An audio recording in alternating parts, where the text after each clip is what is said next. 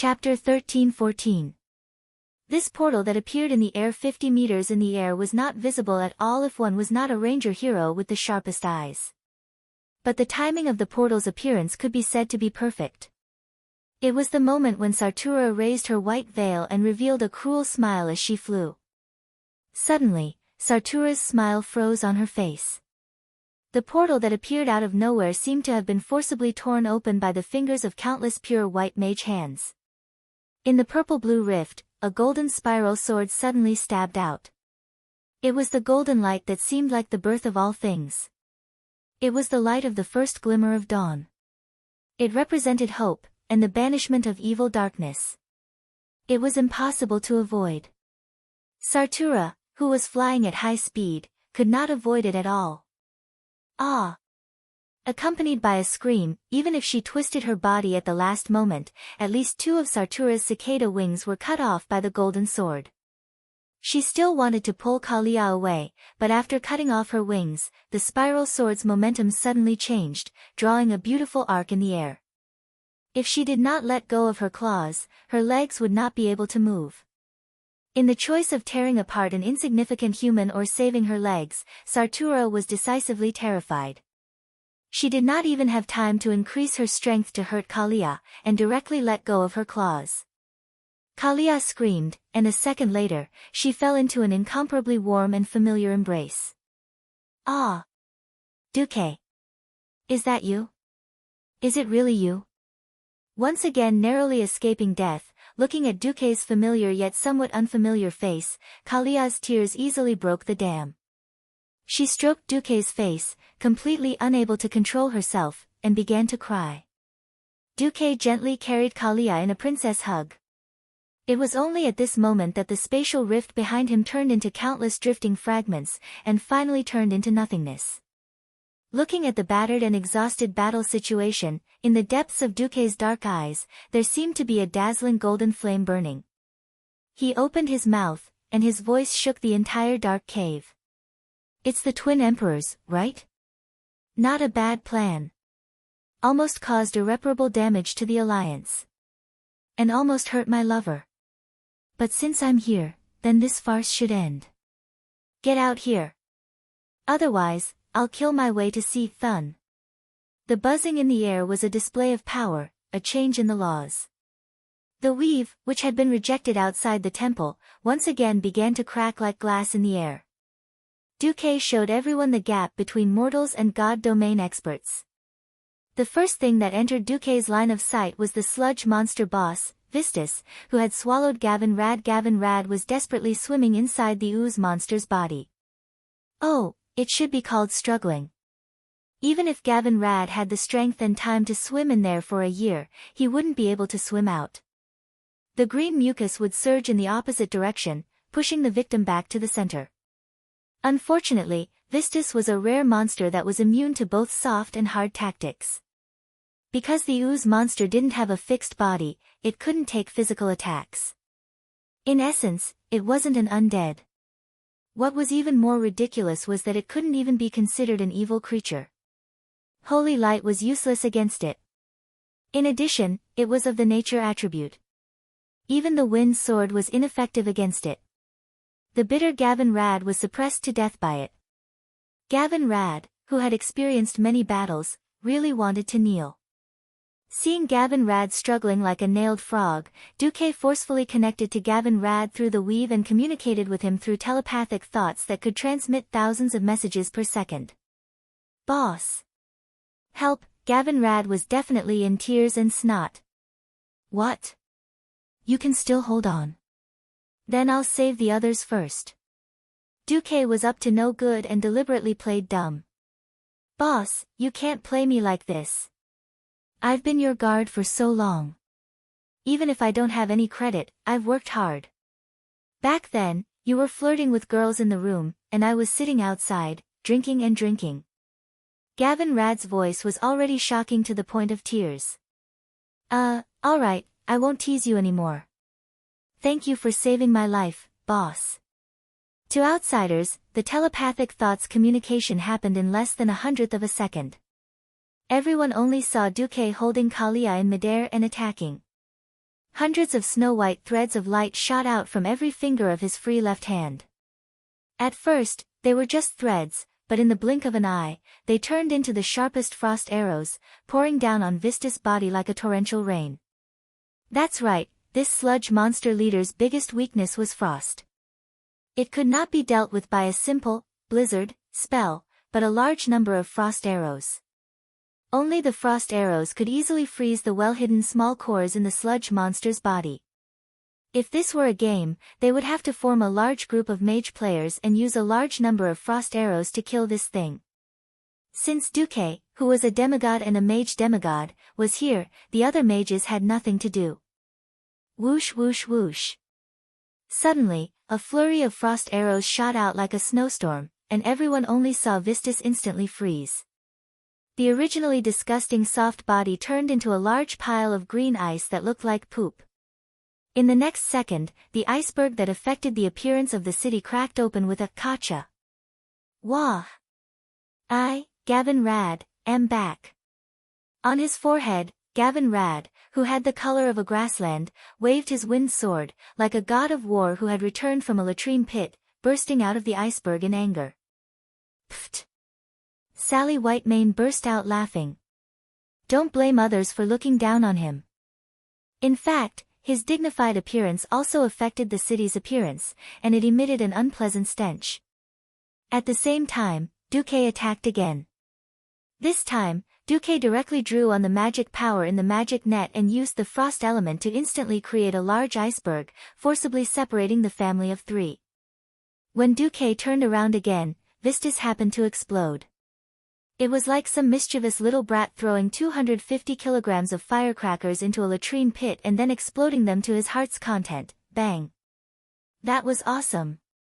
Many girls were already far enough away, but now they were even more respectful. However, after witnessing the changes that happened to Vistus after he exploded, they still felt like vomiting. The huge ooze monster boss suddenly turned into 20 piles. System notification: Vistus cells are proliferating wildly. If more than 1/3 of the cells are not destroyed in a single division, Vistus will be revived with full health. Duque raised his eyebrows. 1/3. In the next second, in the system annotation, the words, divine creature, almost blinded Duque's titanium dog eyes. F***CK. Cursing in his heart, Duque directly attacked. Chapter 13-15. In the legends before Duque transmigrated, abominations were mutated divinity monsters that were born between normal deities. There was no such thing as abominations in the world of Azeroth, because the few ancient deities themselves had a special appearance that affected the appearance of the city. A normal human would never have thoughts like tentacle control or tentacle play.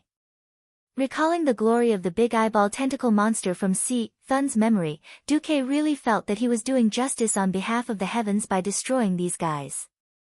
At this moment, the frost elements around Duque became thousands of times more active. Countless magic arrays appeared on the magic net nodes that extended from the void beside Duque. Sharp frost arrows took shape in an instant and surged out of the magic net, raining down on the 20 disgusting green lumps of squirming on the ground. Although Vistus's cell proliferation and blood recovery plan was awesome, the price of such a huge recovery of HP was its defense. It was completely defenseless. This was purely a gamble born of biological instinct. It was a gamble on whether the enemy's attack power could surpass its recovery ability. If the frost attack was not strong enough, Vistus was an immortal existence that could not be killed. Relying on skills such as acid spit, there would always be a time when the enemy would be exhausted to death. But if the attack was strong enough, lumps of green biological tissues were eroded by the unhindered influx of frost magic. Every green cell in its body began to crystallize. Just like people with large areas of frostbite, they often needed to amputate their limbs because all the cells in the limbs had been frozen to death. The water in the cells began to crystallize, which in turn pierced through the cell walls, causing the cells to die. The 20 lumps of Vistus clones began to freeze again. It was a kind of silent wail. Even if the bystanders could not understand it, they could easily see the green mucus tissues solidifying once again. This time, there was no more fragmentation or recovery. Almost every cell was directly filled with high-purity frost elements. They had lost their lives forever, let alone the ability to regenerate. Vistus was completely dead. Ha! A family of 3 not far away roared in unison. They were angry at Duque for killing their companion. Of course, Duque had no time to pay attention to this defeated dog's wail. He lowered his head and carefully examined the item in his hands. System notification, host, you have obtained 2 basic units of Divinity of Chaos.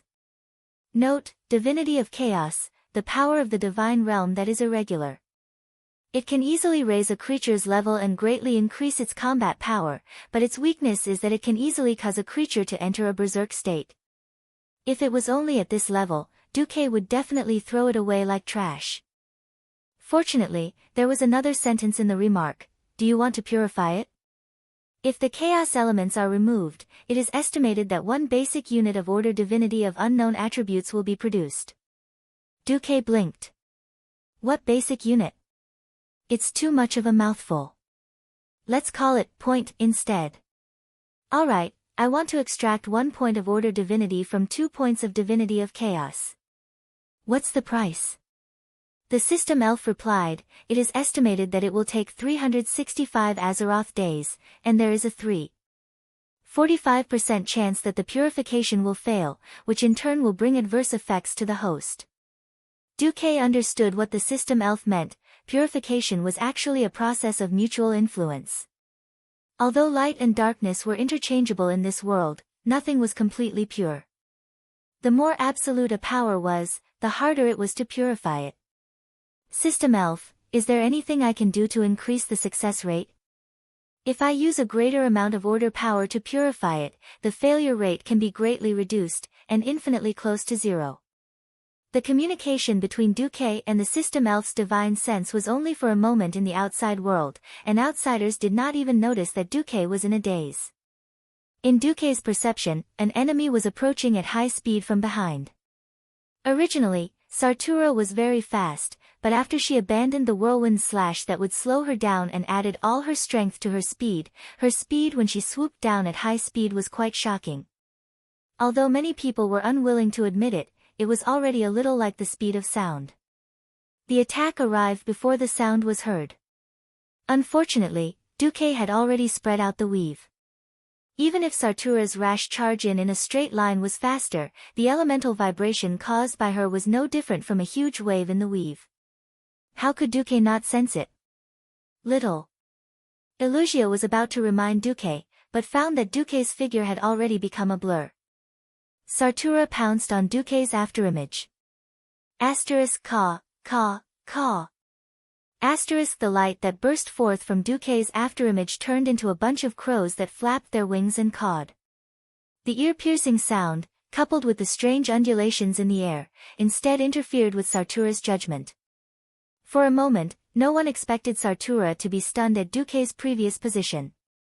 Duque's figure appeared again, this time to her left. However, the sudden stab of the spiral golden sword was caught by Sartura's claw. The spiral sword spun at high speed in the claw, making a zzz sound similar to the scraping of metal from a grinder. I've caught you. Sartura suddenly laughed coldly. No, I've caught you. Duque responded with a polite smile. His smile caused Sartura to have a bad feeling. Sartura guessed correctly, but it was too late. Duque had a headache dealing with a boss with high speed and high agility like her. This was Thun's territory. It was possible to open a teleportation door here, but to use continuous flash, that was very difficult. If Sartura stubbornly avoided him and only ran to kill the other heroes of the Alliance, Duque would also have a headache. Since Sartura recklessly rushed over, Duque of course would gladly accept it. The spiral golden sword that seemed to be stuck suddenly burst forth with a golden light that was enough to blind any evil creature. Sartura instinctively wanted to run, but unfortunately in that moment of daze, the golden light had already turned into a large net, instantly covering half of Sartura's body. In the next moment, the head of a chicken leg staff was pressed against Sartura's cheek. Duque's short hair suddenly stood up along with the elemental tide that burst forth from his body. From the very end of the hair, the fire element that flowed out made Duque look like he had a head of fiery red hair. In the bright firelight, it reflected the cold expression on the face of this new demigod.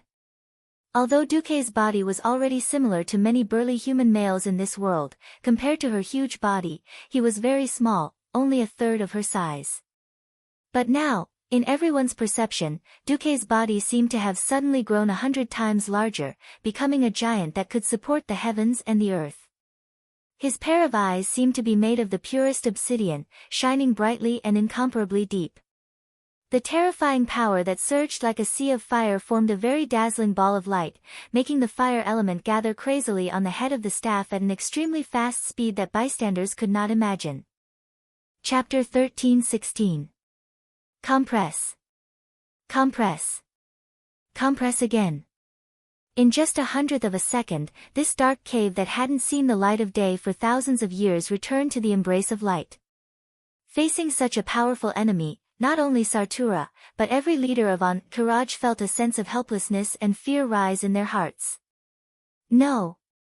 Sartura screamed shrilly and then did something that no one expected. She suddenly flashed, and no one knew how she did it, but in order to escape, she actually cut off her arm that was sealed by Duque. Not only that, a small part of the shoulder armor that was connected to her arm, yellow and green bodily fluids splattered all over the place, along with some pieces of her internal organs. She made such a huge sacrifice just for that moment of opportunity to escape. What a pity! Just as she escaped, Duque also flashed. The staff head that looked simple and unadorned, like a wooden chicken drumstick, was still stuck to Sartura's face at the same distance, not an inch more, not an inch less, still sticking close to Sartura's face. Not bad courage, too bad there's no reward. Following Duque's mockery, the demigod level, flame blast, smashed out from the staff head of Atish, directly exploded at 0 distance. Ah! Sartura let out the most tragic howl since the start of the battle. Her seemingly pretty face was originally covered by a veil, but under the terrifying power of the flame blast, all of her true form had to be revealed. That was the unique mouthpart of an insect creature. The 2 cockroach leg-like antennae were instantly blasted in half, and half of its face instantly caved in. Its twisted neck couldn't help but have a large area of scorch marks appear on it. If it was just a simple flame blast, it wouldn't be able to take her life. In the next moment, only the people with the most powerful eyesight could see that the flames that should have exploded in all directions gathered again under the control of Duque's astonishing elemental control. 2 consecutive attacks. It wasn't as simple as duplicating the attack twice, but rather gathering the scattered elements once again and launching another destructive attack in an extremely short amount of time on the opponents already injured and starting to be damaged. Perhaps, in the eyes of those with poor eyesight, Duque instantly killed Sartura. Only those who saw this scene clearly would feel the shock of looking up to a great mountain. Bang! A loud sound rang out. The flames spread wantonly in the sky. Sartura's scorched black half-body fell heavily into the yellow sand at the bottom of the dark cave. This is the third one. Prophet Skirum, Vistus, and Sartura. Then, Magni, who had just come out of the portal that Duque had opened for him, muttered to himself. It was only at this moment that the Alliance powerhouses realized that as soon as Duque appeared, he had already killed 3 of Thun's generals. Roar! In the dark sky, the 2 beasts, Onyxia and Princess Huhurin, were fighting fiercely. The shockwaves from the clash of fire and nature elements continuously tortured the already unstable cave walls. The murals on the walls melted in the flames, and the acid that Princess Huhurin spat out splattered everywhere. More rocks collapsed and fell. The Alliance heroes who were fighting with the family of 3 had to constantly pay attention to the top of their heads to avoid being affected by this waterfall of rocks. The 2 larger bugs in the family of 3 easily caused the sand and rocks on the ground to form layers of broken waves, causing the Alliance heroes to be in a sorry state. The Rangers with light movements could still make do, but the others had to worry about whether they would fall into those ghastly cracks or be swept into the earthquake-like area. Duque didn't have the time to care about all of this. He didn't even have the time to look at what spoils of war he had gotten from killing Sartura. That was because in the darkness in the distance, two humanoid creatures that were 7 to 8 stories tall were charging over. Duque put Kalia down and said to Jaina, "I'll leave this to you." If it was possible, Duque naturally hoped to gather his superior forces to deal with the enemy. For example, he could leisurely take care of all the weaker leaders of the enemy, and then face Si Thun with a leisurely attitude. Unfortunately, he couldn't. In the battle between the two princesses in the sky, Onyxia clearly had the absolute upper hand. If he wanted her to decide the winner immediately, it would be difficult for her own mount. Rushing to decide the winner meant taking risks. Attacking recklessly was never Onyxia's forte. The Black Dragon Princess was better at using careful and continuous attacks to force the opponent into a desperate situation, and then killing them without suffering any injuries. Only when the situation was urgent and there was no other choice would Duque strictly order her to attack fiercely. So at this moment, Duque gave her a reassuring message, "Onyxia, just fight at your own pace." "Thank you, Master." Duque was a demigod, and one whose strength far exceeded hers, a demigod who had the chance to reach the highest position. Compared to being forced to serve a lowly human before, the current Duke made Onyxia feel better about her reputation. Being the mount of a powerful demigod sounded better than being the mount of a human. If not for the fact that they were in a fierce battle, Onyxia would have run over and taken the initiative to ask to tame a dragon. In a higher cave, half of the hero team led by Varian was fighting with the tenacious Fancaris. Obviously, the outcome would not be decided in a short period of time. It seemed that Oro's early death and the fall of Naxxramas had deeply stimulated Si Thun's side. Other than Oro and Si Thun, who was guarding the underground palace, all the leaders of Kiraj who could fight were here. The two enemies who had come at this moment were naturally the twin emperors, Vecnalas the Great and Vec Lor the Great. Facing the twin emperors in the temple of Kiraj, whose strength was second only to Si Thun, only Duque could come personally. Tyrant suddenly thought of something and exclaimed, "Wait. Duque, isn't one of the twin emperors immune to magic?" Duque laughed. If someone else had asked him, he would have definitely replied, "Who do you think I am?" As Duque's lover, Tyrant naturally did not need to refute. There was only a confident smile. In his left hand was the most simple and unadorned divine artifact magic staff, Atish, legendary staff of the Guardian. In his right hand was the sharp divine artifact longsword, Marcus, Song of Light and Darkness, with a peculiar spiral conical shape. Clang! At this moment, the sound of the sword resounded through the 9 heavens. The spiral sword in Duque's hands suddenly became dazzling. The entire holy sword seemed to have turned into the purest light, becoming the brightest light in the world. This sword illuminated the entire hell-like underground cave of the temple of Kiraj. At this moment, not only did Duque's whole body burst out with the power of a demigod, but also a surging sword intent. Duque did not say a word. His attitude said everything. Today, not just a demigod, I will even kill a god for you to see. Chapter 13-17. The Twin Emperors. They had an incomparably deep impression in Duque's memory. After all, the Twin Emperors pioneered the warlocks as tank bosses. There was no other way. Because under Si Thun's divine blessing, Emperor Vec Lor, commonly known as the Demon Emperor, was completely immune to physical attacks. He could only be injured by magical elements.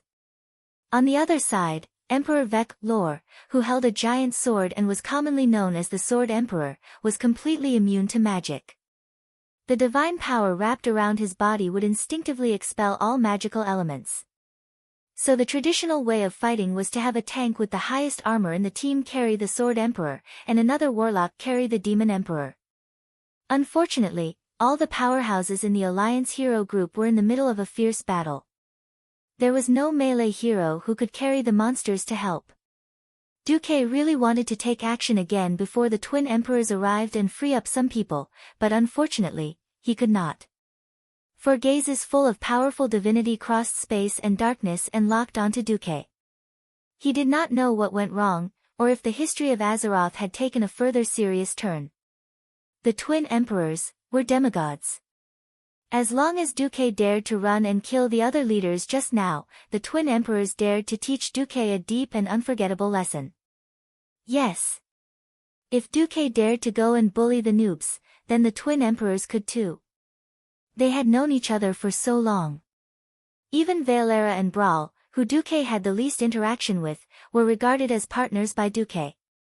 Duque did not want to see anyone from the Alliance hero group die. So Duque's choice was to go straight up.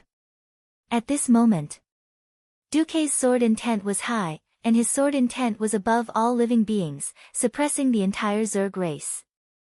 In this dark and vast sky, Duque was the strongest existence that the twin emperors could not avoid. The twin emperors stopped far away. The sword emperor planted his giant sword on the ground, while the demon emperor put his hands on his hips. They were waiting for Duque to go over. A new demigod. That chaotic place should not be a demigod stage. Come here, a great battle needs a great stage. The twin emperors echoed each other, giving people the feeling of a two-man show. However, for a pair of brothers who had gone through thick and thin together, even sharing their life force, this kind of conversation couldn't be any more normal. The cloak on Duque's back fluttered in the wind as the elemental storm surged from Duque's body. A faint smile hung on Duque's face. At this moment, everyone could feel that they were bathed in Duque's battle intent, not in a smile. It was as if the spiral sword had replaced the sun hanging high in the sky, becoming the only source of light in this underground palace. In the next second, a wave of arcane elemental energy formed a huge wave, gently lifting Duque up. In the next second, a purple-blue arcane energy warship appeared. It supported Duque's body and moved forward proudly, arriving in front of the massive twin emperors. To the left was Sword Emperor Vecnalas. On the right front was the Demon Emperor Vec Lore. They spoke. We are called the Twin Emperors. Sword Emperor waved the sword in his hand. I am Vecnalas. The Demon Emperor waved his staff. I am Vecnalas. We bear the same fate. From the day we were born, we lived together, worked together, and faced the enemy together. The true battle of the pinnacle will be sung through the ages. The human demigod powerhouse, Duke Marcus. The Emperor's modesty makes us disdain to fight two against one. You can choose a partner. This is our respect for you. This is also the respect you have for us. The words that seemed like a tongue twister didn't make Duque dizzy. Instead, it made Duque see an opportunity. Duque said in a teasing tone, "Huh. If I fight you 2 against 2 and we win, will there be additional prizes?" Sword Emperor's glistening yellow eyes widened. The winner gets everything. The Demon Emperor's similarly colored eyes darkened. The loser loses everything. The winner's reward should not be discounted. The loser's etiquette should be done to the extreme. If you and your comrades win, you will get what you want. If I and my brother win, we will also get a real reward from Master. Duque found the Twin Emperor's wager very interesting. Unfortunately, where could Duque find a partner who could fight against the Twin Emperors? Because the Twin Emperors would heal each other when they were close to each other, Duque's partner had to be at least 60 yards away to face one of the Emperors alone. This meant that Duque couldn't choose a warrior to tank the monsters. For example, even if Magni had the descent of God, he couldn't last that long. A real demigod was very difficult to kill in an instant. For example, when Master Howl killed the demigod Cenarius, it was ultimately because Cenarius used the forest as the source of his power. At that time, the entire Grey Valley and Fellwood Forest had already been infiltrated and polluted by demons. Cenarius' power was greatly reduced, and that was how Master Howl's shocking battle record came about. Duque knew that the Twin Emperors relied on those disgusting beetles. In Kiraj, the number of insectoids was easily in the millions. His battle with the Twin Emperors was destined to be a tug-of-war. Magni definitely couldn't last that long. Duque cleared his throat. Just as he was about to say that he didn't have a partner, a graceful female figure that Duque was very familiar with stood beside Duque like lightning. I, Servana's Windrunner, Queen of Sin Dorii, Duque's partner, will partner with Duque in this battle to fight against you. Duque was embarrassed on the spot. His mouth was half open, opening and closing like a fish that had been scooped out of the water, sucking in air fiercely. Queen, she was proud. From the day Duque met her, she didn't feel that she was inferior to anyone. It was fine during the second battle at the Dark Portal. What she couldn't stand the most was during the third battle, when her hometown was destroyed, but she couldn't do anything about it. Time flew, and the man who had conquered her body and mind had already become a demigod who looked down on all living things. As someone by his side, as a proud expert, as a queen who was determined to take revenge, she couldn't allow herself to stay where she was. So, this time, she wanted to challenge her limits. Duque's hands were trembling. Even he couldn't guarantee that he had the strength to look after Queen She. He really wanted to say something, but when the words reached his mouth, he couldn't say a single word. Instead, it was Queen She who spoke first. What? I'm not the weak Kalia. And I'm not one of those seductive sluts who swayed their lewd bodies to tempt you. From the day I was born, I was destined not to be the kind of weakling who was willing to be protected by others, and who needed to be carefully cared for. Remember, my name is Servana's Windrunner. Her sonorous and forceful words shook Duque's soul. He really wanted to argue, really wanted to forcefully hold her down, and not let her do anything stupid. Suddenly, Duque smiled. Chapter 13:18. Yes. This is the Sylvanus Windrunner I know. Even at the end of his life. Even at the other side of the dead. Servanas who never gave up fighting against fate. In Duque's harem, there was obviously a hierarchy of power. Unlike Queen Sylvanas, Jaina, and Tyrande, who stood at the top of the mortal realm, Kalia and Alucia were lagging behind. Especially Kalia. As a greenhouse flower trapped in the Forbidden Palace in her early years, it was really difficult for her to participate in the cruel boss battles. Duque knew very well that Kalia did not want to be ostracized in the harem and become a mere flower vase or mascot. It was for similar reasons that Alucia chose to be the queen and to accompany him in battle. Queen Sylvanas, on the other hand, wanted to become stronger, hoping that she could shoulder the hopes of her fellow elves, hoping to take revenge on the scourge that destroyed her homeland. Stubbornness, resistance, and desire were the greatest motivations for her to become stronger. This was also why she chose to stand beside Duque at this moment, to fight against an enemy that she could not defeat. To be honest, Queen Sylvanas was very uneasy now. Her being here could be said to be courageous, but also reckless. As a mortal god, getting involved in a battle between demigods, one mistake would lead to eternal damnation. But she was not resigned to it. Courage was like a spine. In the face of danger, if you yielded once, it was easy to do it a second time, a third time, and you would never be able to stand up straight again. Who knew when the spine of courage would break? Sailing against the current, one who did not advance would be pushed back. She could not let it go, and had no reason to let it go. In her heart, Queen Sylvanas was prepared to be reprimanded by Duque, or even chased away by force. She even thought of dozens of reasons to argue with Duque. But there was no anger, no lesson. All she got was a look that said, "I understand you." Infinite gentleness, and infinite trust. Not a single word. Instead, he just leaned over, hugged her waist just right, and kissed her gently. It wasn't the first time they had kissed, and it wasn't even the first time they had deep contact. However, this kiss made her feel like a little girl who didn't understand the ways of the world.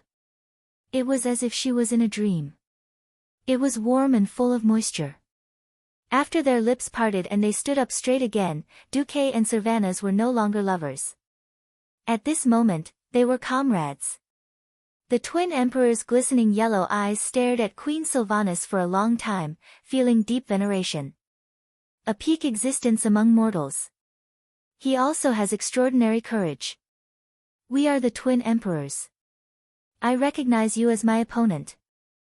Queen Sylvie held the bow in her left hand and flung her cloak with her right hand, revealing an Arather gold coin.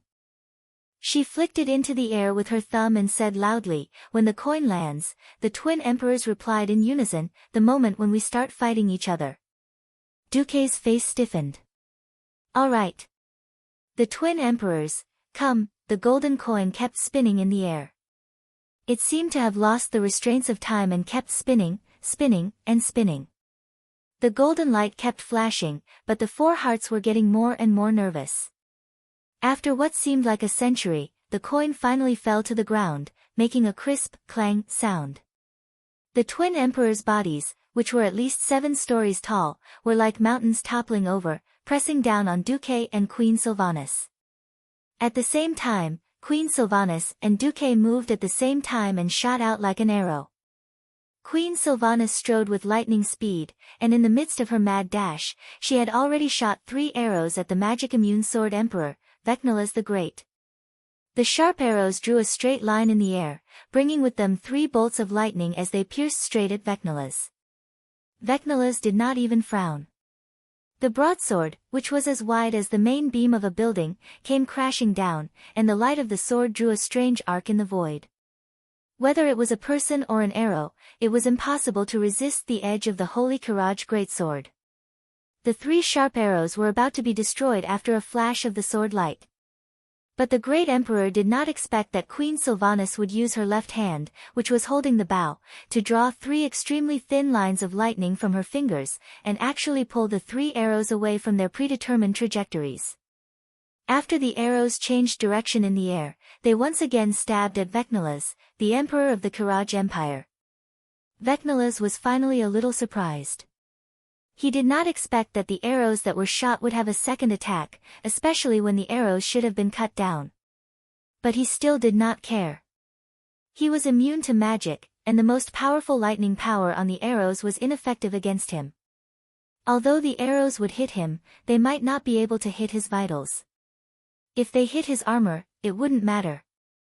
Secondly, the arrows were too small and lacked attack power. At this moment, Queen Sylvanas, in the midst of a high-speed dash, opened her left hand angrily again. The 3 arrows, which had already slowed down, suddenly sped up twice in an unscientific way.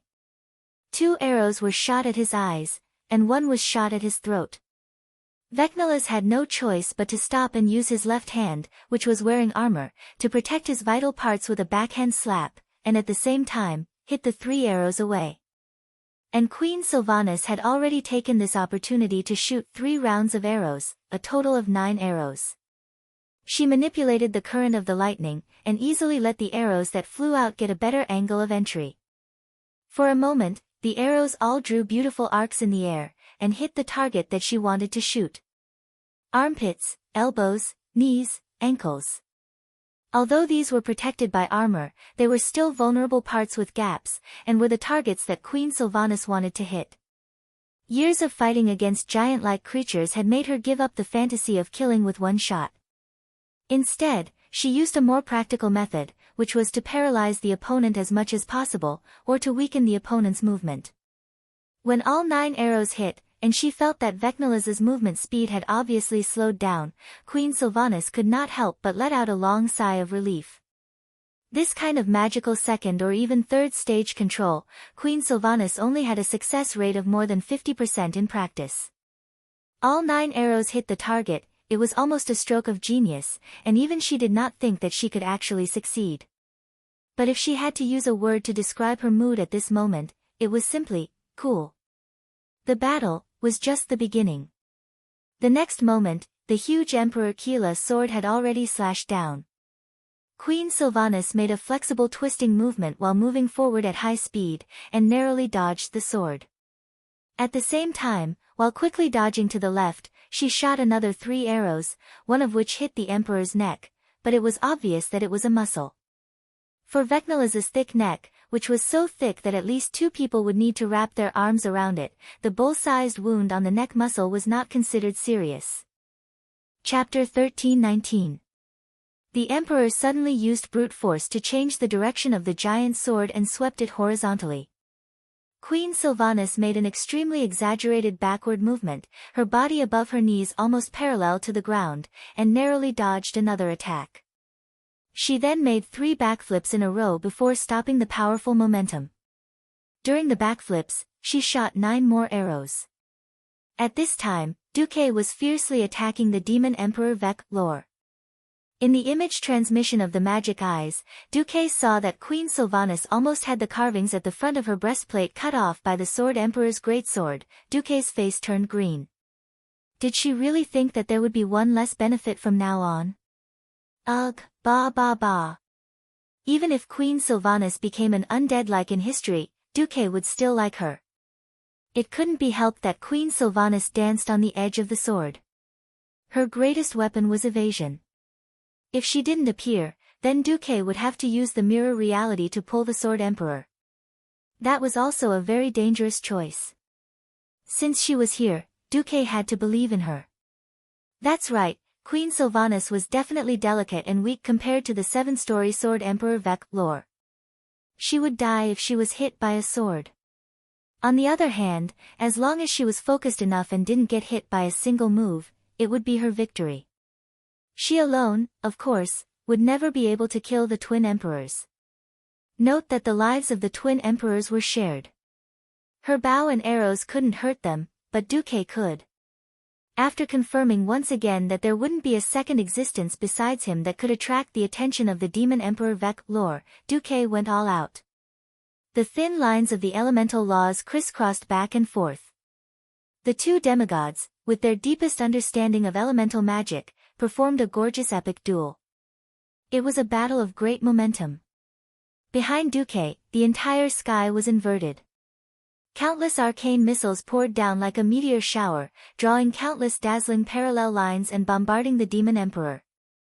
Not only that, but the weave was also expanding greedily, like the beating of a heart. Every time it contracted and expanded, the area of the weave could be seen to increase. Every time the area of the weave expanded, the power of the spells blasting out of the weave would increase by 10%. Vec Lor's eyes narrowed. He raised his imperial courage staff high, and a huge screen of light as black as ink rose behind him, enveloping the entire hall. Shadow energy floated on the screen like grease, emitting an evil and decaying aura. At the same time, he extended his withered left claw and pointed at Duque. Countless black spiritual energy beams shot toward Duque's arcane missiles. The Demon King, Emperor Vec Lor, was also a super expert who was proficient in many types of magic. The arcane magic, wide area magic burst technique, was also one of his specialties. However, after the spellcasters entered the demigod realm, the way they fought would naturally change drastically. Just like how it was impossible to burn Ragnaros to death with fire, Vec Lor similarly could not use arcane magic to kill a demigod whose core was arcane magic, even if it was a newly advanced demigod. With a thought, the countless beetles on the ground began to approach Duque, intentionally or unintentionally. Duque sneered. Self-destructing bug? Can't you be a little more creative? In his previous life, as a player, he obviously did not have the ability to deal with beetles that would constantly respawn and never finish killing. In this life, as a true demigod of Azeroth, he had plenty of ways to deal with the Demon King. As expected, a bug that was originally only the size of a palm suddenly grew rapidly under Vec Lor's infusion of magic. In the blink of an eye, it became a giant the size of a carriage. Bang! The bug exploded. What splashed out was not flames like in history, but extremely corrosive acid. Huh? Duque revealed a playful smile. Duque did not need to do anything. In the weave, dozens of burly figures wrapped in raging flames rushed out. Fire demon guards. Manager Majordomo Executus thugs and meat shields. Now that Majordomo Executus had become Duque's elemental emissary and was in charge of managing the weave, his underlings naturally became part of the weave. In the molten core, the fire demon guards were more like pure, strong warriors, but here, they were more like Balrogs from the scorching hell. However, their skin was still crimson, not golden red like the Balrogs. They were also covered in blazing flames, looking quite formidable. To be honest, Duque did not have much hope in the combat power of these fire demon guards. Since the Demon King was harassing him with cannon fodder, he could not focus on dealing with them. All the command was handed over to Majordomo Executus, who had integrated with the weave. However, after the fire demon guards became purer elemental creatures, they were really powerful. They could actually drive all the bugs, big or small, out of a radius of 30 meters around Duque. Humph. Vec-Lore looked unhappy. Suddenly, those big beetles were no longer simple self-destructing bugs. They became the size of rhinoceroses, and their bodies emitted pink crystal light. Dozens of crystal beetles rushed up and fought evenly with the fire demon guards. Oh!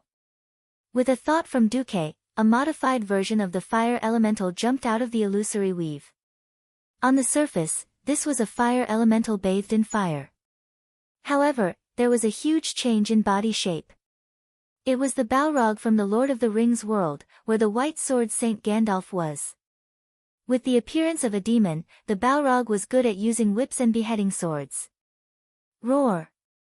This Balrog, which did not exist in the world of Azeroth, stabbed the flaming sword in its right hand into the ground as soon as it appeared. With this action, brilliant flames suddenly rose from the void, followed by magma pouring out of the void on the spot. 1, 2. Many golden rivers hung upside down in the void, lighting up the entire Twin Emperor's Hall. Spreading along the golden beam of light, even the ground began to turn into a state of melting magma. Every crystal beetle that was touched immediately emitted a zzz sound, which made one's hair stand on end when they heard it. The defenses of these crystal beetles that were specialized by Vec-Lore were extremely frightening. A single pillar of lava fire couldn't even melt their outer shells, but as 2, 3, and even more pillars of lava fire condensed into lava spears, the high temperature and sharpness combined into one body, the only outcome for these sturdy monsters was to shriek as they turned into a pile of charcoal. The golden light of the fire illuminated the face of Emperor Vec-Lore. He finally realized how difficult it was to deal with the newly promoted demigod standing in front of him. In terms of the total amount and quality of magic, Duque was not inferior to him, a veteran demigod. In terms of multicasting and the strength of his generals, he was also superior. In Duque's weave, more kinds of attack magic began to emerge, breaking through the obstruction of the Shadow Arrow Rain and hitting the magic shield of the Demon Emperor. Chapter 1320. The Demon King waved the Courage Imperial Staff as his mind worked rapidly, thinking about the situation. The situation was clear now. His brother, Vecnalas, had the absolute advantage against Servanas, and was constantly pressuring him. On the other side, in the elemental domain, he was severely restricted by Duque, who specialized in 3 elements and had decent strength in the other 3. If this continued, it was only a matter of time before he was defeated. The current situation was a bit like an Ouroboros. The snake head at the back wanted to devour the snake tail at the front, and whoever devoured it faster would be the winner. Was it Vecnalas who killed Servanas first? Or would Duque exhaust them by attacking him first? In the end, he made a decision. It was a cruel order. Hundreds of insects grew in size at once. They had all sorts of characteristics. Some were filled with fire elements, some were frost, and some were acid. These insects ignored the attacks of the fire demon guards and Balrogs, and charged at Duque, who was standing in the air on an arcane throne of energy. Unexpectedly, even though the formation had been penetrated, not a single fire demon guard left the front line. They even ignored the pursuit and continued to attack the beetles within their attack range. In the weave, a new elemental creation appeared. This time, it was a giant surrounded by thunder and lightning. In the name of Thaddeus, I declare that no existence can surpass me and attack my master. This thunder giant, who had the appearance of a holy knight, snapped his fingers, and a large number of beetles that had charged through the line of defense suddenly jumped out of nowhere. After a series of thunderous explosions, the entire world became quiet. Vecnalas didn't even frown, and directly let more beetles burrow out of the cracks in the ground. They kept charging, growing larger, and pounced at the continuous line of fire and thunder. It was hard to say if this scene was tragic or cruel. These creatures, born in the darkness and raised as weapons, were like moths at this moment, rushing wave after wave towards the impenetrable line of defense. Their lives seemed cheap and pitiful. But as long as they could successfully obstruct Duque's casting for a moment, in the eyes of the twin emperors, their lives had meaning. Vecnalas began to cast a spell. It was a spell completely different from attack magic. Teleportation. If there were no accidents, the twin emperors would immediately swap the two brothers. The Sword Emperor, who was immune to magic, would come to Duque, while the Demon Emperor, who was immune to physical attacks, would go against Servanas. Humph. Duque snorted coldly, and a fireball the size of a small sentry tower smashed into Vec-Lor's body. The flames instantly burned through the Demon Emperor's left shoulder armor. Not only the armor, but almost half of his left shoulder was burned to ashes. However, he didn't seem to be in pain. He just smiled as if he was announcing his victory. In Duque's spirit sea, the Demon King transmitted this message. Master said that only existences that are allowed to teleport in his sacred land can exist. Duque shuddered. Even if he didn't want to admit it, he had to. Stepping into a true god's territory was like stepping into their domain. See, Thun's berserk divine power wantonly spread throughout the entire Kiraj temple. Expanding the magic net for Duque was a very, very strenuous task. It was obviously a thankless task. Duque had to do this, or else he would be cut off from all power in the outside world. As a newly ascended demigod, Duque's own divine power reserves and magic reserves were definitely the lowest. He had just constructed the prototype of the magic net when he was forced to join the battle. If his source of magic and the support of the magic net were blocked, then Duque wouldn't be much different from an ordinary Breaking Dawn archmage. At most, he would just be a little tougher. Fortunately, Duque grasped too many types of elements. Even Thun couldn't expel all 6 of Duque's major elements. This was like patching. If it was 1 or 2 holes, it would be easy to patch, but if it was a wicker basket full of holes, then what the hell was there to patch? So no matter how hard Thun tried to suppress him, Duque still expanded his magic net bit by bit, whether it was the total amount of magic or the volume of the magic net itself. But Thun could completely mess up the spatial coordinates of the temple. At this moment, Duque couldn't feel any clear spatial coordinates.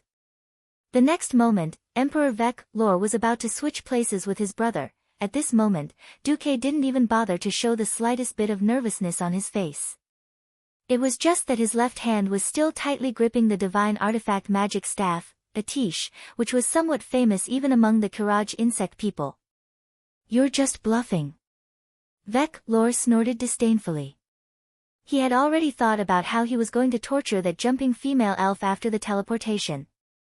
The surrounding images suddenly blurred. This was the inevitable situation of teleportation.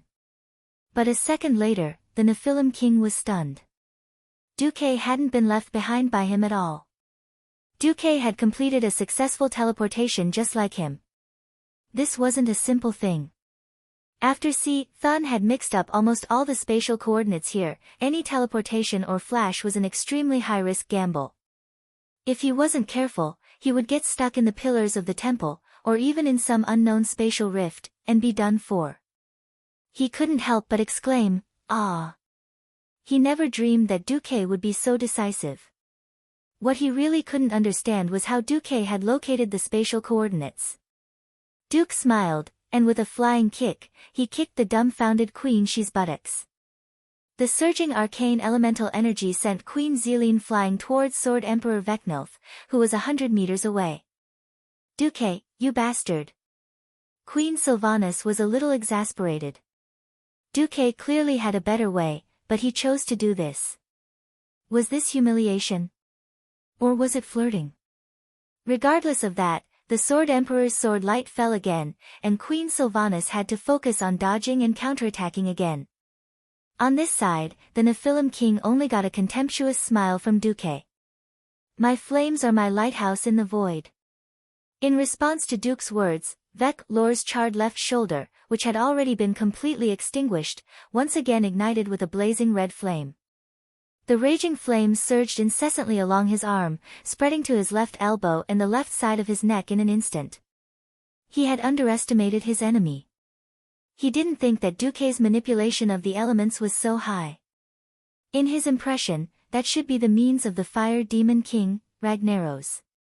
Who knew that Duque could be like a phoenix, giving birth to flames from ashes again, burning the enemy's body a second time, and once again turning it into an accelerant for the rolling flames. Vecnalis's expression finally changed, and he felt anxious. Chapter 13:21. They were both demigods, but the gap was so huge. Duque was clearly just a newly minted demigod, but his proficiency in using power was above him. Although their domains were different, and strictly speaking, Duque was a demigod mage for humans and elves, while Vec-Lor was a demigod mage for the Karaj insect people, there should not be such a gap. Vec-Lor could not help but look at the seemingly inconspicuous wooden staff in Duque's hand. An extremely rare space-type magic staff.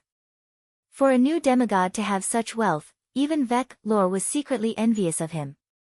Fine. After I kill you, your staff will be my spoils of war. The Karaj insect people were the model race of the strong preying on the weak. At this moment, Vec-Lor looked at Duque with a bit more greed and jealousy. Humph. Vec-Lor exploded all the shadow elements he had accumulated in one breath, and the dark shadow elements easily extinguished the flames on his body. Yo! What? Want to call your brother over? Duque teased the demon king. We don't need both of us to deal with you. Vec-Lor's face turned cold. To be honest, the twin emperors attacking together was a bit troublesome. They would heal themselves at every turn, and Duque was not sure if he could successfully use counterspell on the twin emperors. Duque had his own confidence. Glancing at the needle on the gadget in his hand, Duque laughed in his heart, and began to focus most of his attention on Queen Sylvanas. Queen Sylvanas worked very hard. It was rare that after fighting for so long, her rhythm was not messed up at all. Every time he dodged, it was just right. He didn't spend too much energy, and every time he dodged, even if it was just 1 millimeter. She would never let herself be in the dangerous splash range. At the same time, she would never let herself expend too much energy. This kind of exquisite, almost scalpel-level movements could only be done by someone who used her agility to the extreme. Among the 4 Windrunner sisters, if there was one who had the best chance of breaking through to the level of demigod, it would definitely be Sylvanas. Lilith's talent was too poor, reaching the hero domain was already her limit. Sasha was very talented, but it was a pity that she was too kind. In terms of talent, Aurelia was on the same level as Queen Sylvia. The problem was that she often considered too much when faced with problems. She cared too much about the big picture, and this weakness limited her on the path of battle. Only Sylvanas, with her unyielding spirit, successfully acted out what it meant to be a rebel of fate. He was unwilling to be left behind. She was not willing to be a good wife and mother. She was not willing to be a country's mascot, a vase in a duke's mansion. It was because of so much unwillingness that she became who she was now. In order to break through to the demigod realm, other than Duque, who had the help of the system elf to cheat, or Medivh, who was a freak with extraordinary talents, the best whetstone was to fight a real demigod in a battle of life and death. Although it was dangerous, under such circumstances, breaking through was the fastest and most likely. Now it seemed that Queen She had done a good job. But Vec-Lor wasn't good. His magic was suppressed by Duque, and this was when Duque was clearly distracted. Logically speaking, any distraction or carelessness during a battle with Pharaoh would be fatal. This was because it could affect the elemental guidance or the arrangement of incantations, and could even destroy a forbidden spell, blowing himself up before killing the enemy. But Duque was a weirdo. With his mind on his sister, his left hand held a tish and continued to guide the elemental guidance, while his right hand made the casting gestures without the slightest bit of confusion. Even more shamelessly, he pulled out more things from the magic net. A replica of the curator, made entirely of arcane elements appeared. With the earth as armor and pure arcane energy as his body, this curator used a continuous rain of arcane missiles to clear a large wave of beetles as soon as he appeared. It wasn't just him. There was also a smaller frost dragon made of the purest frost elements. It appeared out of thin air, facing the Demon King's shadow arrow rain head-on, and opened its mouth to spit out an ultra-pure frost dragon breath. The benefits of Duque's split control were vividly displayed at this moment. As long as he could still connect to the magic net, the 6 elemental emissaries could command various elemental creatures from a safe place to attack Duque's enemies through the magic net. On the contrary, the Demon King Vekler could only rely on himself. Damn! After a furious roar, the Demon King changed tactics.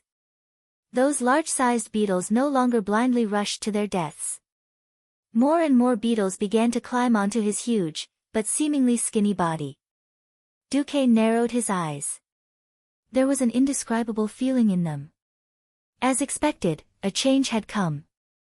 Although he didn't know how they got their human forms, Duque could be sure that, at least in this world of Azeroth, the twin emperors were the emperors of the Karaji insect people empire. The emperor of the insects, of course, wouldn't be human. So the twin emperors were also insects. All the little insects not only worshipped their emperors, but were also willing to give up their lives. The insects that turned pink were crystallized. They greatly increased the hardness of their bodies. The ones that turned white were ice elemental, yellow were fire elemental, and violet were arcane elemental. Duque had never imagined that Vekler could use such a miraculous method to forcefully increase his physical defense and elemental absorption ability. Originally, in terms of communication with the elemental realm, Duque was far ahead of Vekler. Now, the Demon King had obviously pulled this gap to a point where it wasn't too great. As a price, Vekler's body was already huge enough. After thousands of insects climbed up, his body grew even taller, becoming as tall as a 10-story building. Queen Sylvanas naturally noticed the changes here. She only glanced over, and her whole body quivered. That's right. Thousands of wriggling insects were climbing up, even biting and devouring each other. This scene, this sound, was challenging the limits of a woman's senses. Queen Sylvanas didn't have the luxury to pay attention to the Demon King, and she firmly believed that Duque could handle it better than her. On the other side, looking at Vekler, the Demon King, turning himself into a fortress-like existence, Duque was a little dumbfounded. Bastard! You're forcing me to use my ultimate move. I originally wanted to leave it for your master. Duque seemed to say this without rhyme or reason. At first, the Demon King was very nervous. Who knew that a minute had passed, 2 minutes had passed, 5 minutes had passed. Even after the Gemini swapped positions 10 times, nothing happened. Duque took advantage of his elemental purity and continued to attack like a tidal wave, killing Vekler's insects wave after wave. However, Vekler used the insects' lives to fill in the gaps, using insect lives to buy time, and fighting evenly with Duque. Chapter 1322.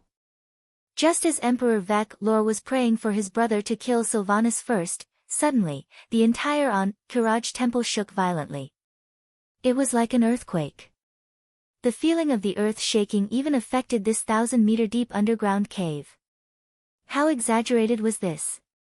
Unfortunately, all the Kiraj insect people were no strangers to this feeling. Because it wasn't the first time. The last time it was so shocking was when Naxxramas crashed into the east side of the Kiraj temple. It fell back and forth, or rather, it was repeatedly thrusted, turning that side into ruins.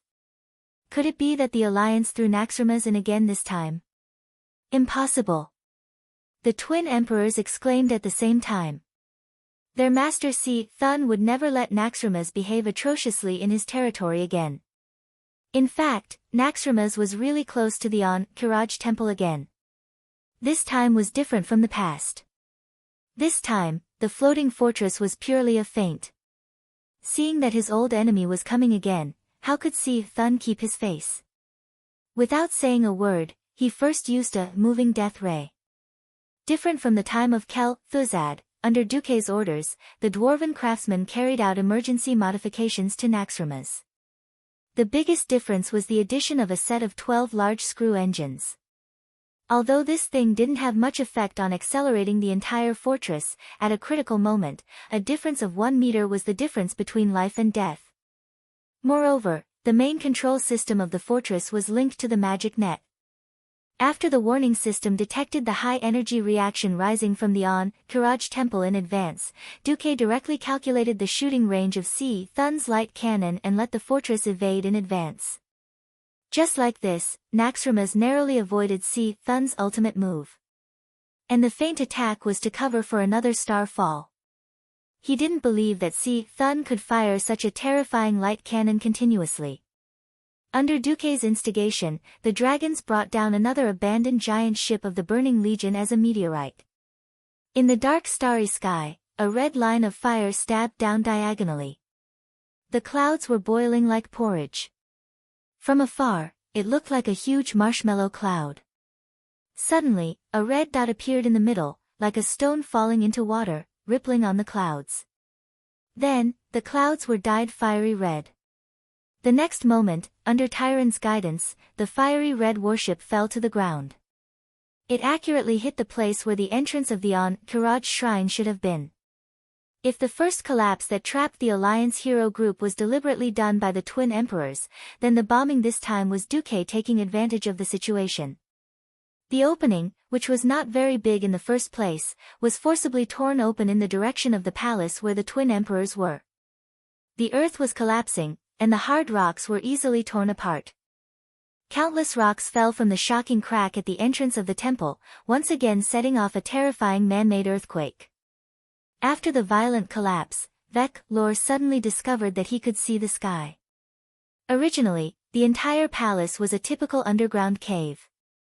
Now that the entire dome had collapsed, they could naturally see the sky. At this moment, Lor, who was observing the skies, saw a resplendent golden light shine in the skies above. Normally, if it wasn't noon, there wouldn't be any sunlight that could reach the bottom of the deep cave. This light was obviously man-made. Even if Lor died, he wouldn't know that at this moment, in the orbit of the planet above Kiraj, there was a reflector made from a crystal mirror that was about 2 kilometers long and wide. This was naturally a product of black technology that Duque had asked the dragons to do. Sunlight itself didn't have any direct destructive power, but with the help of Alonso's Fail's magic net and the processing of forbidden spells, sunlight had become the most terrifying weapon of mass destruction. An incomparably thick golden pillar of light descended from above the clouds, piercing through the entire world. The clouds had long been swept away by the meteorite, but now, under the influence of the holy magic, they slowly rotated to form a whirlpool. The golden pillar stabbed downwards, landing straight into that gigantic crack. The resplendent golden light reflected in Duque's dark eyes fell along the walls of the cave. With a confident smile, the golden light penetrated deep into the ground, and began to converge at the end, focusing on the body of a certain emperor whose body had become even larger. Boom. Continuous golden light spread from Lor's raised head to every corner of his body. Every bug that possessed Emperor Lor's body seemed to swell up, before exploding. This time, it wasn't because they were obeying the Emperor's orders, but because the elements on their bodies were in conflict with it. That's right, in order to avoid Duque's edge, Lor had chosen to use the shadow element as his core. Suddenly receiving the strongest attack of the holy element, not a single beetle could withstand the tearing of these two opposing forces. Flesh and blood flew everywhere, and more tentacles, mouthparts, shells, and thorny limbs exploded into the air. As the golden light spread further, it was like a sharp knife cutting open a wrapping paper. Immediately, the true body of the demon emperor Lor was revealed to Duque and Queen Sylvanas. The once arrogant and skinny Lor had lost his humanoid appearance. What appeared before Duque was an extremely ugly, twisted bug. Overall, he looked a little like a silkworm, with countless sharp, thin, and stubby little legs. But a closer look would reveal that each of his legs was a beetle's mouthpart, and each spot on his body was a living beetle's eyeball. Emperor Lor was more like a monster made of countless bugs intertwining with each other. Fortunately, In less than half a second after weak Lore's glory was revealed, Alonso's soul directly descended beside Duque. His full strength caused this disgusting scene to become extremely brief. Amidst an earth-shattering, inhuman scream, that giant bug amalgamation suddenly exploded. Every single tentacle, every single horn, and every single hair that was like steel needles completely exploded apart and transformed into specks of powder that were the size of ordinary ants. In the end, they didn't even have the time to flutter down before they had already dispersed within the golden radiance. On the other side, the Sword Emperor Vecnala's triple slash had almost forced Sylvanas into a dead end. At this moment, the Sword Emperor's huge body suddenly shrunk rapidly. In a short 3 seconds, he had become an empty bag of skin, collapsing on the ground. In the surroundings, all of the bugs wandering about on the ground died. They exploded one after another, as if a rain of blood had fallen. Sylvanas turned his head and saw Duque standing proudly within the golden light. His expression was normal, and his black pupils were accompanied by a light smile. It was as if what he had just killed were not 2 demigods, but 2 ants. Chapter 13:23. He died just like that. Queen Sylvanas' face was still frozen in disbelief. Did we win? Duque smiled as he walked over and hooked Queen Sylvanas' little nose. In order to fight against my elemental advantage, Lore almost changed the attributes of his entire body to shadow. He was gambling on the fact that there was no strong direct sunlight in this dark underground palace. Obviously, he bet on the wrong bet. Queen Sylvanas was stunned for a moment before a bright smile blossomed on her face. You master tacticians are all despicable. Duque was speechless. In history, Queen Sylvanas was a ruthless person who had no choice but to max out her talent in scheming. It was fine to be mocked by anyone but Queen Sylvanas. Duque was a little displeased. Wasn't this the same as a certain master tactician mocking others? You guys are all dirty. I'm not going to take the blame for this. Alright. I'm just a little regretful. My great hero, you can't be so petty. As she spoke, 2 fair arms had already wrapped around him. On her perfect smiling face, her long and curly eyelashes had already drooped. With such benefits, all of Duque's complaints disappeared. He decisively went up to taste Queen Sylvanas' little tongue. After an unknown period of time, the 2 of them were awakened by the sound of footsteps from afar. You guys are having fun. There were still beads of sweat on Aurelia's temples as she rushed over. Evidently, she had rushed over after fighting the family of 3. Of course, as the eldest sister of the Fengxing family, she would only pretend to be angry when she saw this scene. Behind Aurelia were the other members of the hero team. No one would blame Duque for not coming over to help after the fight. Duque had already fought the strongest enemy. If they couldn't even deal with an ordinary leader, they wouldn't be qualified to stay in the hero team. The battle on William's side was the last to end, and it was rather pathetic. Many of them had sustained injuries that were neither light nor heavy. What made him feel even worse was that Onyxia had actually run over to ask if he needed help after getting rid of Princess Huhuran. On the surface, she seemed to be well-intentioned, but from the tone of the Princess of the Black Dragon's teasing tone, it was clear that she would help as long as William asked. However, it was unknown if she would say something behind his back. William didn't reply immediately. Instead, he asked about everyone's situation. When he found out that his group was the last to fight, he made an interesting choice. He wanted Onyxia to hold the line, but he wanted the members in the cave to rely on their own strength to finish off the tenacious Fancaris. Looking at the battered William and the rest walking towards him, Duque nodded slightly. William took the initiative and said, I'm sorry, it seems like I made the wrong choice. Because of my decision, the Alliance's hero team was nearly wiped out. Duque shook his head. No, there is no right choice in this world. The so-called correctness was just a theory of results. In that chaotic situation, since Magni wasn't around, and you took over the command and made the choice, you are a qualified leader. Actually, I'm quite curious. Why didn't you accept Onyxia's help just now? This William had a strange expression on his face. If the situation was dire, I would, even if she was said to be a sinister black dragon who would betray us at any time. TSK. Onyxia snorted coldly behind Duque. If it was her master or someone else, I wouldn't be at ease with her. Since it was Uncle Duque, the savior of Stormwind, I definitely approve of your decision. Moreover, the situation was already stable at that time, so I would rather let everyone have a better experience. A wise choice, Duque praised sincerely. You're starting to become an outstanding leader. William nodded humbly. Thank you, Uncle Duque. Actually, I would like to consult you, who is known as the greatest strategist in the history of the Alliance. What's a better way to break the other party's conspiracy? As an elder, Duque explained to William in detail, when the other party has obviously set up a trap, as a leader, the first thing to do is to make a decisive decision. Being overcautious and not doing anything is the worst. As long as you make a decision, even if it's a wrong decision, it's better than doing nothing and letting the team follow the other party's ideas and let the situation develop.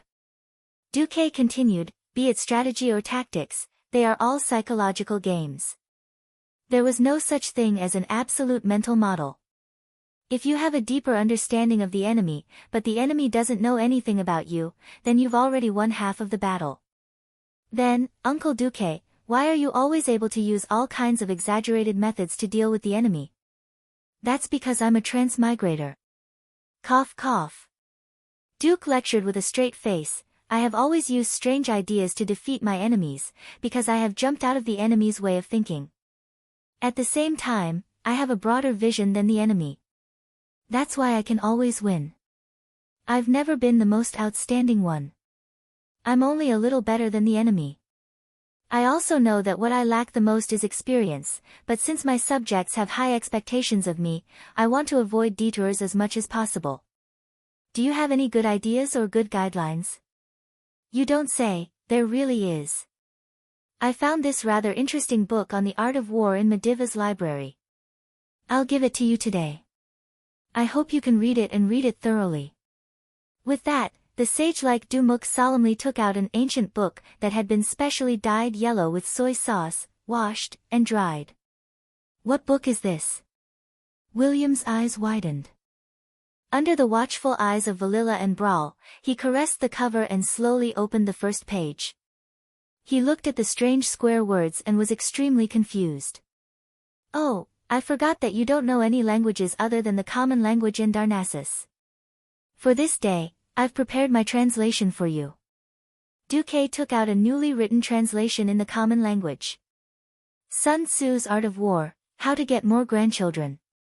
First, you have to find 100 beauties who are willing to have children with you. Give birth to 1,000 children, and then. Before William could finish reading, Duque snatched the book back at lightning speed. You're mistaken, this is the book. Duque took out another translation of Sun Tzu's Art of War. He could clearly feel more than 10 shy and angry gazes from all around him. War is a matter of great importance to a country. It's the land of life and death, the path of survival. It must be examined. Although it was a little hard to understand after William read it out, it was more than 100 times more pretentious in an instant. Chapter 1324. Sun Tzu's Art of War was a top-notch work that revealed the laws of competition. It displayed novel concepts that had never been seen in the world of Azeroth. When a series of profound strategic concepts such as using intelligence to conquer strength, using softness to conquer strength, and winning without fighting were displayed, William was quickly engrossed in it. At the same time, the profound philosophical concepts of using virtue to subdue people and the unity of man and nature made William even more mesmerized. Before Duque traveled to this world, the influence of this masterpiece had far exceeded the borders of the country. Many famous foreign strategists were intoxicated by the broad and profound traditional strategic culture of China. Not only did this masterpiece transcend national boundaries, but it also transcended time and space. As British Air Marshal John Slessor said in China's Military Maxim, what's fascinating about Sun Tzu is how amazingly up-to-date his ideas are. By changing some of the words slightly, his maxim seems to have been written yesterday. This masterpiece was no longer simply a work of war. It had become a must-read for leaders in the fields of politics, economics, and diplomacy. Sun Tzu's ideas were not only widely used in the modern military field, but also in politics, economics, diplomacy, and sports. For such a godly book, which had been explained in detail by Duque in the common language, William was almost instantly sure that this was the legendary Holy Bible. Looking at this Holy Bible, William's slight disappointment from making the wrong choice was immediately swept away. His eyes contained a brighter light than before, as if there was a raging flame burning in them. Unknowingly, Magni had also come over, and even the other kings had come over to watch. It was only when Duque slapped William and Magni's shoulders that they snapped out of it. All right. See, Thun is not dead yet. Let's retreat first. If it was in the past, William would have asked Duque why they didn't just kill him in one go. However, the concepts of retreating in order to advance that he had just seen had strongly stimulated William's thoughts. The higher-ups of the alliance quickly reached a consensus to retreat first. Since they were allied forces, challenging the ancient god Thun was a huge matter. They would definitely go through thick and thin together. Even with a demigod like Duque overseeing things, there was still no guarantee. After all, no one knew to what extent Thun's strength had recovered, but from the two attacks Thun made, one of which sent Naxxramas flying and the other of which blew up a small part of Naxxramas, it was clear that the power of this ancient evil god was not complete. Of course, the alliance could directly charge into the lowest level of the Kiraj temple without waiting for the tribes. He might even be able to take advantage of Thun before he fully recovered. But so what if he won? They might be able to obtain some decent equipment, but who could guarantee that the alliance's experts wouldn't die? It was precisely because the alliance was stronger than the Horde in terms of both quantity and quality of experts, as well as national and military power, that the alliance was able to form an allied army. If the alliance sacrificed too much, it would only benefit the Horde. William suddenly understood why Duque wanted to retreat first. Duque smiled and turned to Jaina. Go out and inform the vanguard of the allied army to retreat immediately from the wall of beetles to the divine temple. At the same time, prepare to use continuous artillery fire 24 hours a day to cover the road from the wall of beetles to the Kiraj ruins. Almost as soon as the alliance heroes returned to Naxxramas, the most terrifying insect swarm on record broke out in the Kiraj temple. Damn it! It's here again. On the floating fortress, all kinds of chaotic sounds drowned out everything. The sound of orders, angry curses, and then the loudest sound of artillery fire rang out. No one could figure out whether the sound of the artillery had alarmed the swarm, or whether the swarm had attracted the artillery fire. Almost at the same time as the artillery shells rained down on the Kiraj temple, insects the size of small trucks rushed out from every corner of the temple with their fangs and claws bared. They were like a black carpet that covered the entire ground, dyeing the yellow earth into a creepy, constantly shaking black color. They rushed out of the temple and formed a huge wall that was like a wave. They rushed forward crazily and quickly, even ignoring the cries of their companions. They stepped on their companions that ran slower to the bottom. Whether or not they would be trampled to death, no one knew. Originally, Varrock Salufar didn't want to retreat because retreating meant that the Horde heroes led by Sal would be cut off. However, Duque's words dispelled his thoughts. Varrock, I don't doubt your loyalty to the chief at all, but it's not like you haven't seen an insect swarm before. How long do you think your army can last in front of this tide? Do you want to kill the last elites of the Horde? And as long as we kill all the insects, we can still get Sal and the others back. Don't worry. As long as Thun isn't beaten back to the depths of the planet, the interests of the Alliance and the Horde will be the same. Varrock was silent for a few seconds and finally nodded. The Horde retreated. The Alliance, with the convenience of Naxxramas, crazily opened fire on every isle in the direction of the Kiraj temple, every place that wasn't under the protection of Thun's power. The insects were charging without any regard for their own lives, and the Alliance's artillery was also covering the area. The swarm of insects that was originally like a surging black tide didn't even have time to form an interweaving turbulence before it was smashed to pieces by the Alliance's superior artillery. The entire world seemed to be filled with the light of the explosions. As the cannon king of the Alliance, Bulang Bronzebeard methodically commanded Naxxramas. For ground attacks, prioritize the incendiary bombs, then the explosive bombs. For air attacks, don't stop the 3 types of bombs. Don't be afraid to run out of bombs. Sir Duke Marcus is already a demigod for mages. He will open a portal for us to replenish our ammunition. In the command center, after letting Khadgar help with the matter of the portal, Duke's focus fell on another place. He said to Varrock and Magni, "See. The range of See Thun's power shield has shrunk." Yes. The two nodded at the same time. Originally, See Thun could cover the entire Kiraj temple, but now it only covered the main hall of the temple. Other places, even if stray bullets flew over, it didn't matter. Why is that? Varrock was puzzled.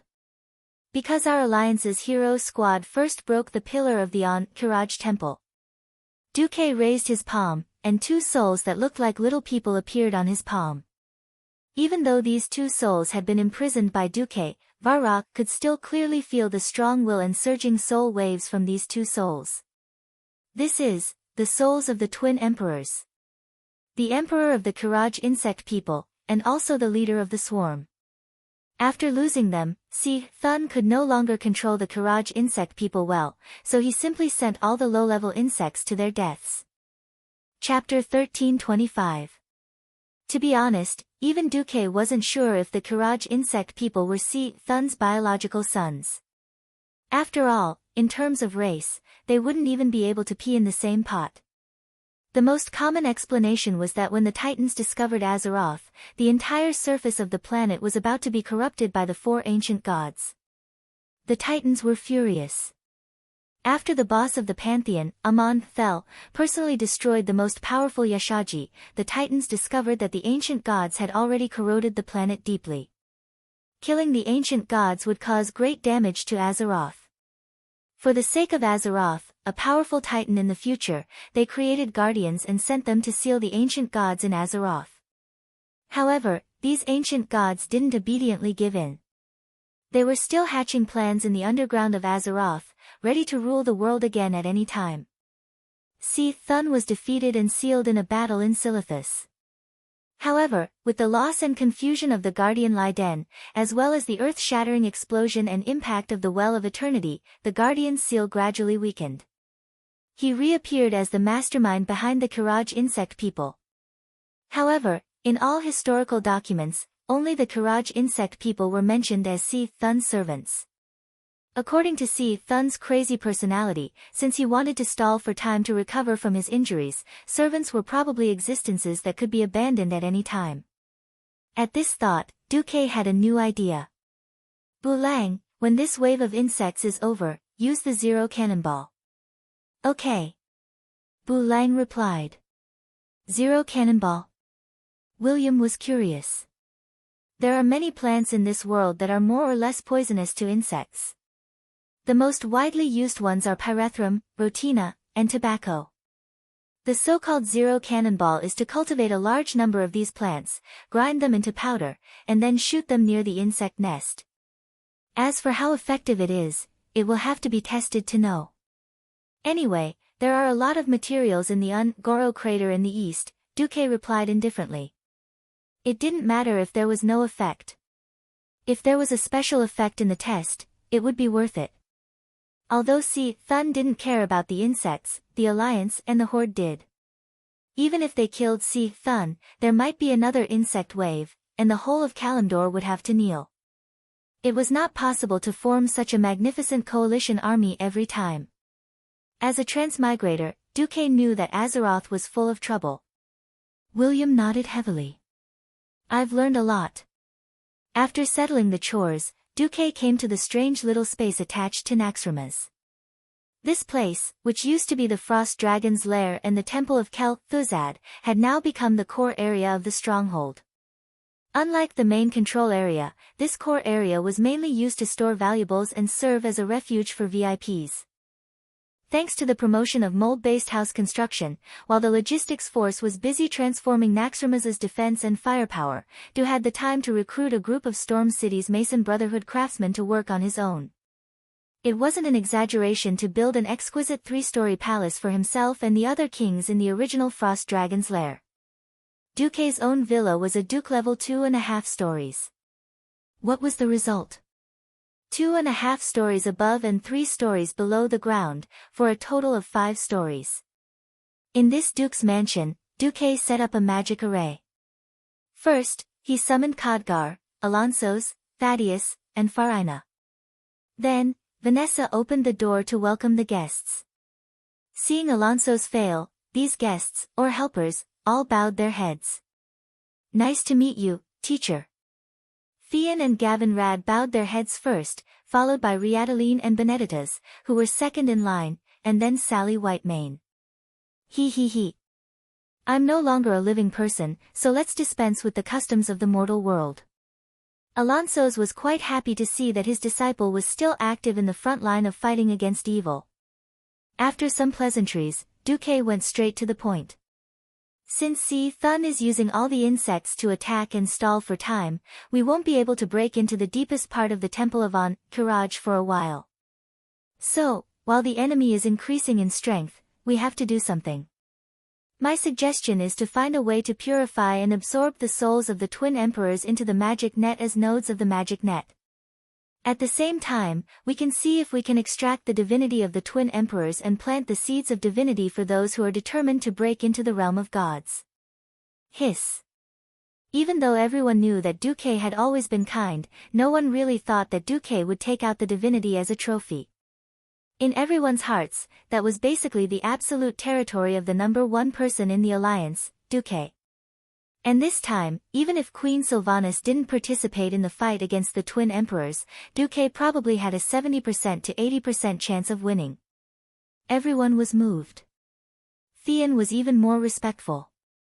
I'm a straightforward person, and I rarely admire anyone. But I want to say, besides my teacher Fail and Wother, you are the third person I admire. Everyone offered words of praise. Duke waved his hand. Our fate is linked to Azeroth. If this planet is destroyed, Draenor is our role model. Even becoming a demigod is nothing to praise, as long as everyone remembers the saying, with great power comes great responsibility. They were all from the Alliance, so there was no need for formalities. Maybe if Azeroth collapsed, the Alliance could follow the example of the Horde, using the dark portal to roll to a certain planet and launch a desperate invasion. Victory could ensure the continuation of the race, but what about failure? The Horde was the best example. Thinking of this, every Alliance hero felt the same way. Duque continued, I'll skip the pleasantries and ask directly, who wants to plant the seeds of a demigod? This time, I expect to be able to extract 2 seeds. If you have the confidence, please come forward. There is a saying that goes, confidence may not necessarily win, but without confidence, you will definitely lose. Okay, who wants it first? There was such a thing as not passing on responsibility. Queen Sylvanas proudly stepped forward with her long bow on her back. Her long eyebrows were slightly raised, and she placed one hand on her hip. Her aura naturally spread out. The current alliance was said to be the 4 major races, but the dwarves were actually the vassals of the dwarves. Since the humans already had Duque, and the elves had Sylvanas, Magni also stepped forward with the Balrog hammer on his back. Count me in. Originally, William was also quite tempted, but after seeing Magni step forward, William smiled and didn't move. Duque waved his hand and took out the souls of the twin emperors. It wasn't an exaggeration. Different from the little surprise of Prophet Skirim, the 2 demigod souls were Duque's biggest gain since attacking the Temple of Kiraj. Chapter 1326. Unfortunately, the souls of the twin emperors were symbiotic, and could not be separated and used separately. Of course, the difficulty of subduing them had more than doubled. If there were difficulties, they had to go up, and if there were no difficulties, they had to go up. It seemed like I said something wrong. Forget it, don't mind this little detail. In the next moment, the souls of the twin emperors separately emerged from the palms of Duque's hands. Emperor Vecnala's eyes widened, and he stared angrily at everything in front of him, but he immediately realized his powerlessness, because like his brother Emperor Vec-Lor, he had lost their demigod bodies, and became pure spiritual bodies. Yo, twin emperors, how are you feeling? Duque's face, in their vision, became immeasurably huge, and very much in need of a beating. They opened their mouths, but were shocked to find that they could only let out soundless roars. They tried to change everything, using all the power they could use to change the situation, but unfortunately, the soul prison had completely sealed off all their power. The only thing they could do now was to be prisoners, captives, and obediently wait here for the victor, Duque, to judge them. Duque gently tossed his hands up, and the two soul prisons rose slowly, until they were imprisoned in midair by the magic array. Duque snapped his fingers, and under everyone's gaze, the souls of the twin emperors began to grow, becoming the size of a dwarf. Twin emperors. Didn't you say that the victor gets everything? Now, as the victors, Duke Marcus and Sylvanus Windrunner, come enjoy our spoils of war. Duque pulled Queen Sylvanus over, and they stood side by side. Clearly, the faces of the twin emperors twitched in pain. What had been said not long ago still echoed in the ears of the four of them. The reward of the victor should not be discounted. The etiquette of the loser should be done to the extreme. Right. They had said so. However, that was both the emperor's reserve and pride, and the absolute confidence of the strong. True warriors never thought about the consequences of failure, because they never thought that they would fail. Admittedly, they could be as ugly as those captured mortals. For example, slamming the soul barrier in front of him with all his might. But this kind of thing, other than showing their helplessness, they would also lose their demeanor. They would not do it. Because to them, this kind of ugly behavior was even crueler than death. Although the twin emperors had already experienced the pain of their bodies being blown up alive by the most intense holy light in history, that was only the torture of mortal bodies. The real torture was on the soul. They had lost. The two brothers had actually lost to a mortal woman and a human demigod who had yet to unleash his full power. He once thought that they were incomparably powerful, second only to Si Thun's power, second only to Si Thun's perfection. They didn't even care about the other ancient gods who were as famous as Si Thun. But now, the cruel reality struck their worldview again and again. Anger. Hatred. Abomination. Even so, even though they gritted their teeth tightly, the twin emperors did not even need to speak. Their minds were connected, and they had already made their decision. The twin emperors echoed each other, speak. Winner. What spoils of war do you want? Duque nodded. The first thing I want is your divinity. I mean divinity that has been stripped of your will, leaving only the characteristics of combat and magic. The divinity of other gods was not so easy to take. Apart from representing power and energy, divinity also represented the will and characteristics of a god or a demigod. Especially the will. If the will left on the divinity was forcibly dispelled, the result would either be failure, and the will above would backfire, or it would be like Duque dealing with Prophet Skirim before, where the loss was huge, and it would be amazing if there was even one left after 2 points of divinity. If the other took the initiative to remove the divinity, that was another matter. Duque was not worried that the twin emperors would not give in. The biggest difference was not that there was no gain, but how much gain. Yes. The oath of the emperors will not be broken.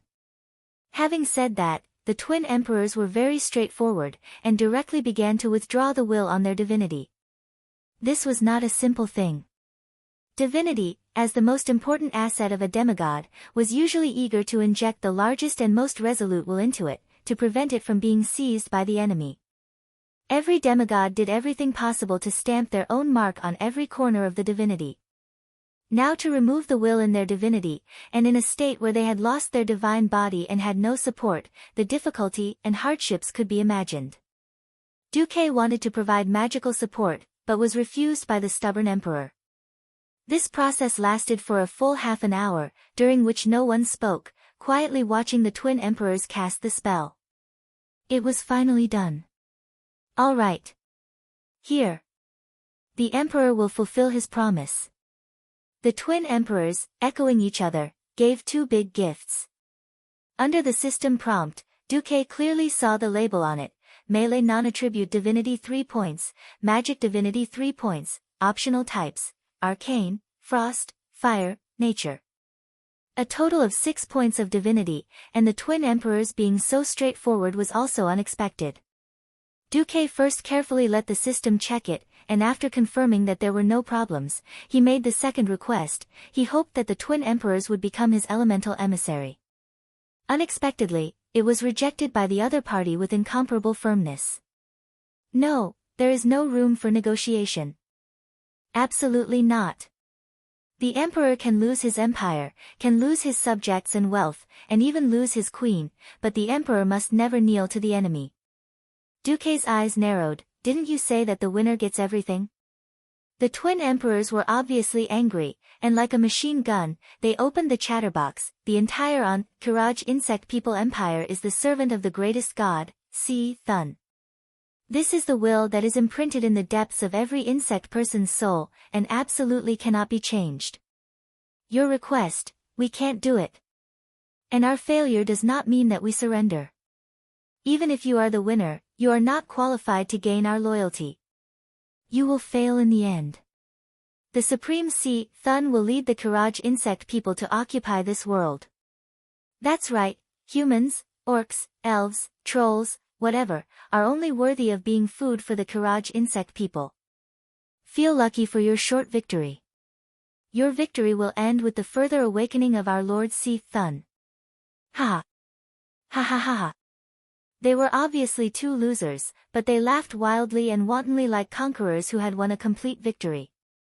Not only did they laugh, but they also used their spiritual power to show scenes of terrible cruelty with sound effects.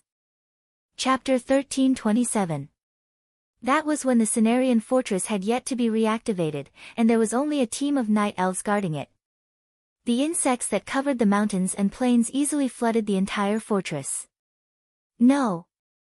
Is the War of the Shifting Sands going to start again? The ones guarding the fortress were the night elves' most elite sentries. So what? They were too few in number. The sharp arrows easily pierced the skulls of the insects, and the arrows that penetrated the brain took the insect's life. Shoot 1 dead, and 3 more charged forward. Shoot 3 dead, and a swarm of them surged forward. They were already short on manpower, and the vast fortress defense line was not something that could be maintained by a mere 30 people. In the blink of an eye, the entire defense line was broken through. As the captain, the druid merely sent out an owl to send a message. The sturdy armor was easily pierced through by the sharp mouthparts of the giant insects, and with a ripping sound, the armor and the delicate limbs were torn apart like a piece of paper. Duran.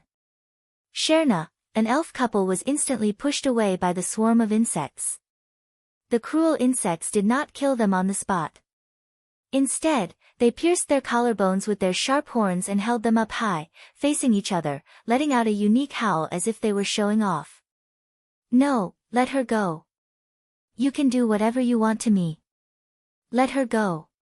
The strong Duran broke down. He cried and howled, begging the intelligent insects to let go of his lover. But all he got was the cruelest execution. The insects bit off their hands and feet one by one, swallowing and chewing them in front of each other. In the end, when their lower abdomens were bitten off, the couple, far away from home, breathed their last in each other's eyes of despair. Seeing this, Tyrande was already furious. Her whole body was trembling. Duque was silent.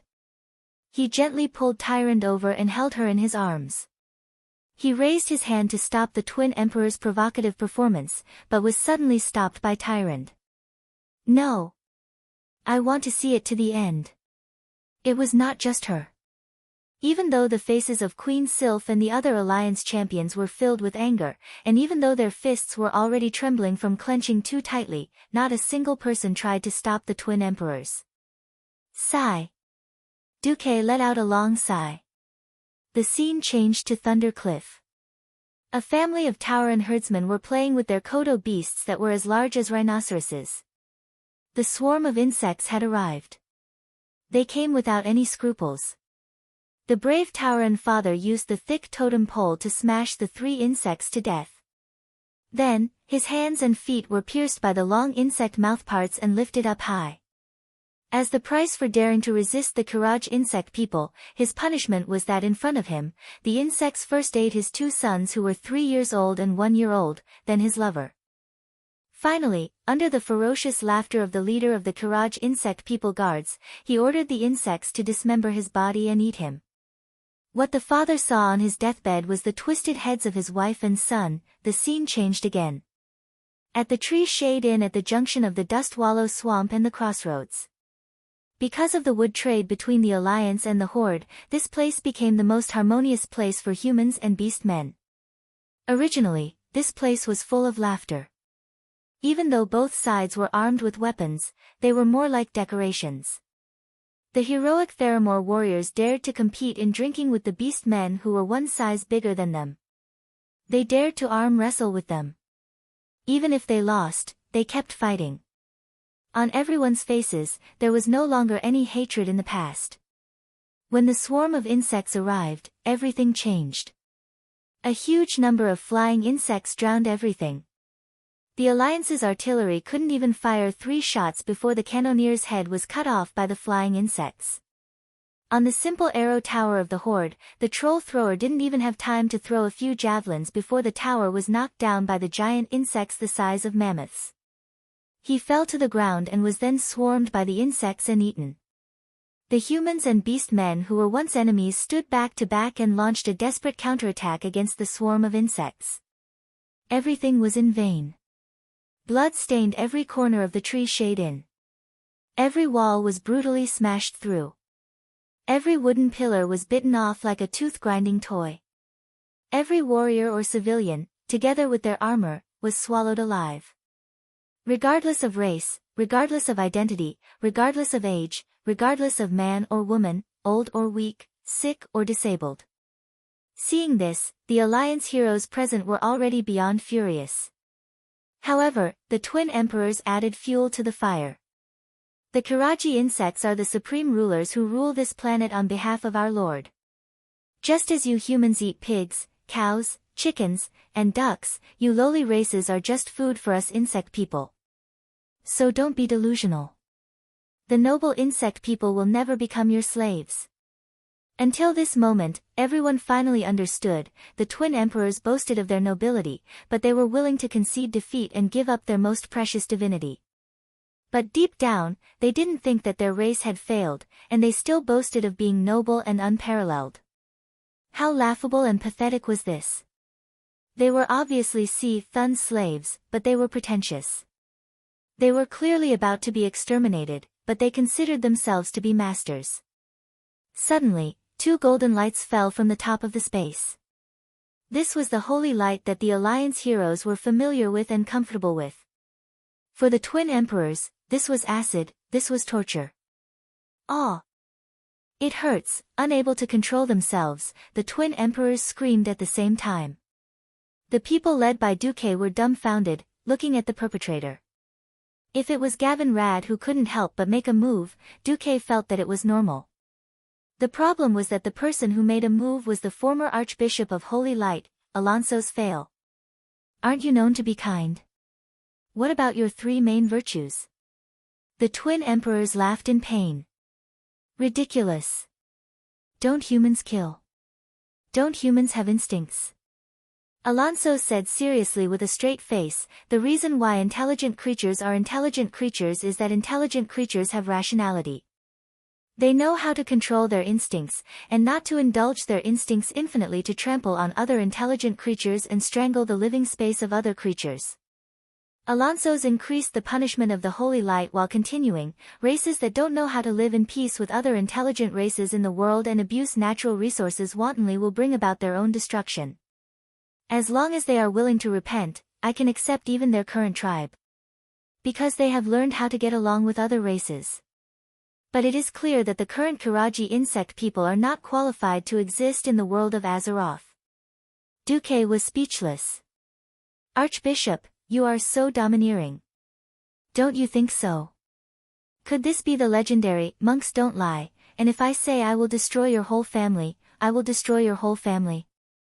Or could it be that this is, monks don't kill, and, monks only kill familiar?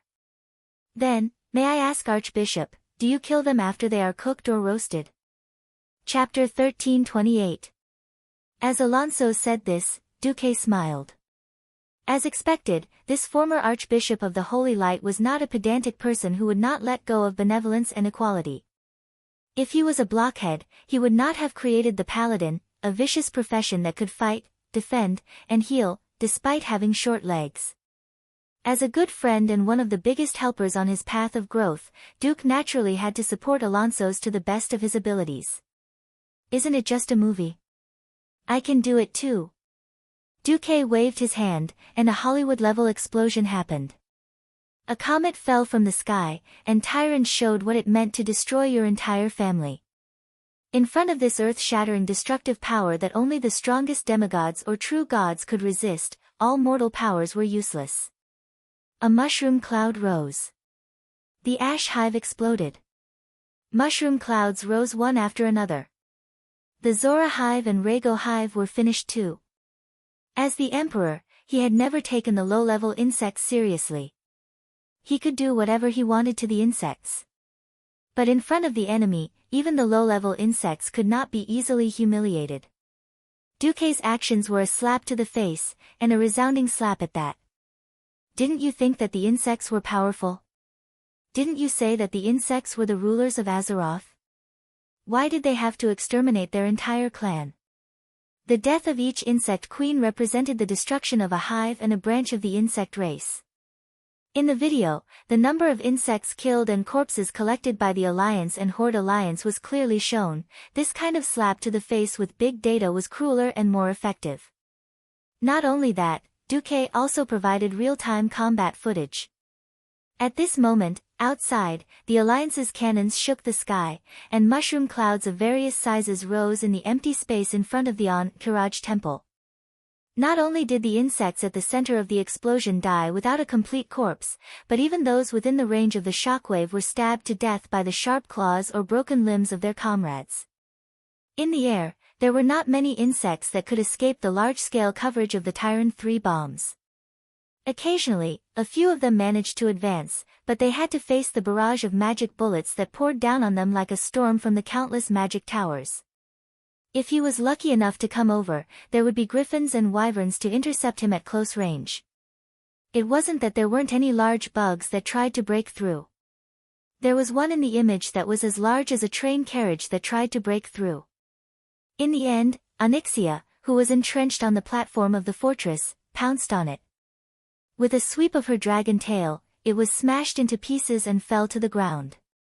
The twin emperors felt as if their hearts had been cut by a knife.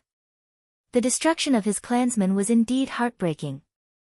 What Duque showed next were the scenes of Archimonde, Ragnaros, Nefarian, Onyxia, and other powerful figures being defeated or killed. Every scene was so soul-stirring that they were shocked speechless.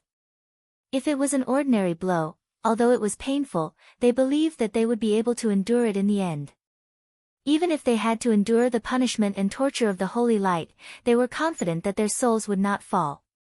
Unfortunately, what they saw now was the greatest pain for them, because they saw the possibility of their master, Si Thun, being defeated. Si Thun was not invincible. 25,000 years ago, he had been defeated once, and he had been defeated very, very badly. Not only was he seriously injured, but he was also completely sealed, locked in the deepest part of the earth like a dog. Our master might be defeated. Once this thought arose, it could not be extinguished. Their only goal now was to persevere and refuse to give in to Duque. Although even the twin emperors themselves did not know what the meaning of their perseverance was, Si Thun was like a bright light in the dark, the last breath that supported their will. Duque's voice, which did not sound loud, was amplified by his divine power, almost 10 times louder than a loudspeaker. Every note shook the twin emperors' minds. Stupid and pitiful creatures who can't see the big picture. Don't you know that the existence in front of the wheel of history, no matter how great or small you are, will be completely crushed? This is fate. Fate was a very mysterious word. When someone was invincible, he was definitely a proud dragon, even daring to pierce through the sky. When he was defeated and depressed, this word was the most terrible and unsolvable curse, firmly binding his soul, with no hope of breaking free. Duque used the so-called fate to trick the Black Dragon Princess into becoming his mount after defeating her. When he had nothing to do, he would ride her for fun, and when he had something to do, he would ride her for battle. It felt so good. Now, Duque had used this trick on the twin emperors. Duque's voice carried endless majesty and a hint of temptation. Are you still stubborn? Do you still expect your master Si Thun to turn the tables? This is ridiculous. The fate of Si Thun's destruction has been decided. In a month at most, you can see Si Thun's corpse. This time, not only did the twin emperors lose their voices, but even the alliance's powerhouses looked shocked. These words were too exaggerated. Impossible. You can't defeat our master. Not to mention the twin emperors, even the alliance's powerhouses were anxious for Duque. These words were too full of themselves. Even though Si Thun had been seriously injured, he was still a true god. Originally, the alliance's attack on Courage was something they had no choice but to do. It wasn't easy for Duque to become a demigod, which gave everyone more confidence. In everyone's hearts, it would be good if they could grind Si Thun to death or seal it again. Duque actually boasted that he could kill an ancient god in a month. Even if everyone knew that Duque wanted to subdue two true demigods, that was too exaggerated. Duque didn't care at all, and smiled with confidence. Twin emperors, why don't we make a bet? Duque's ambition was obvious, but the twin emperors couldn't be afraid. This was their last pride. Vecnala's face was cold. You're looking down on a true god too much. Vecnala's put on the same expression. This kind of bet that we will definitely win is meaningless. Duque still had his signature smile. I'm only asking you, do you dare or not? As you said and did, the winner gets everything. Within a month, as long as the Alliance, Horde, and Dragon's hero group cannot defeat Si Thun, or do not dare to fight Si Thun, I will naturally let you return to your master safely. At that time, if it wants to reconstruct your body or something else, I will not stop it. This bet could not be said to be small. As a price, the twin emperors naturally knew what they had to pay. The two brothers said in unison, as long as you or the Alliance can defeat our master Si Thun within a month, we will be loyal to you, and the entire Courage insect people will become the Alliance's slaves. Whether you want to enslave or slaughter them all, we won't complain. Chapter 1329. This oath sounded ridiculous. It was simply at the level of the Arabian Nights. After calming down and thinking about it carefully, one would find that it was not only Duque's side who had this idea. Similarly, the twin emperors were not idiots. If what Duque showed the twin emperors was only the scene of the destruction of the 3 insect nests of Silithus, it was just a demonstration, then the scene of the insects coming out of the temple of Courage to make a death charge told the twin emperors another key. After they were killed, Si Thun was tired of these worthless servants of the Courage insect people.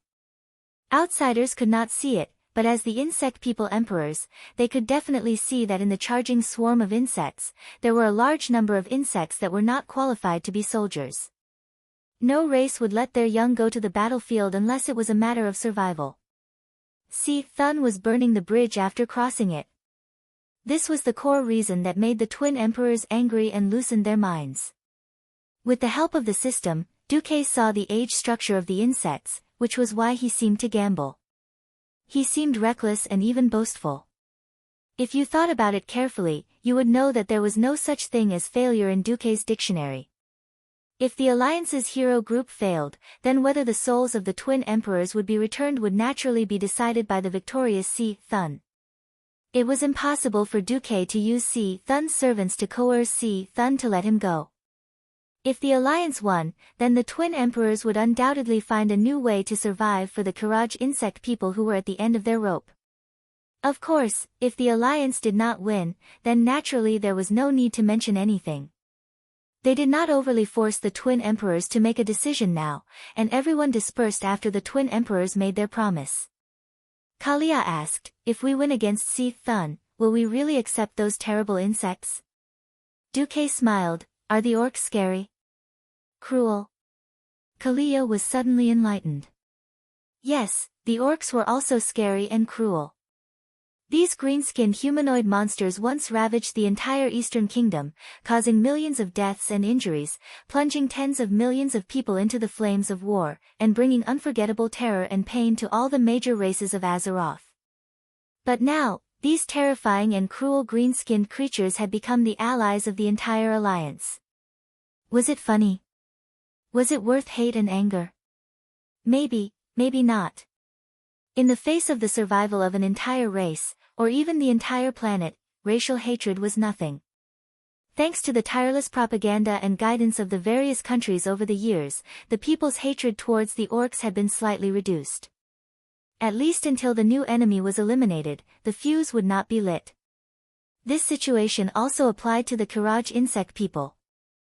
Those insects would be useful in many ways if they were used as mounts, Theon commented. Yes, such as rugged caves, Varian nodded. In the air, griffins could be used. On relatively flat ground, horses could be used. In cold forest areas, the elves' nightmares could be used.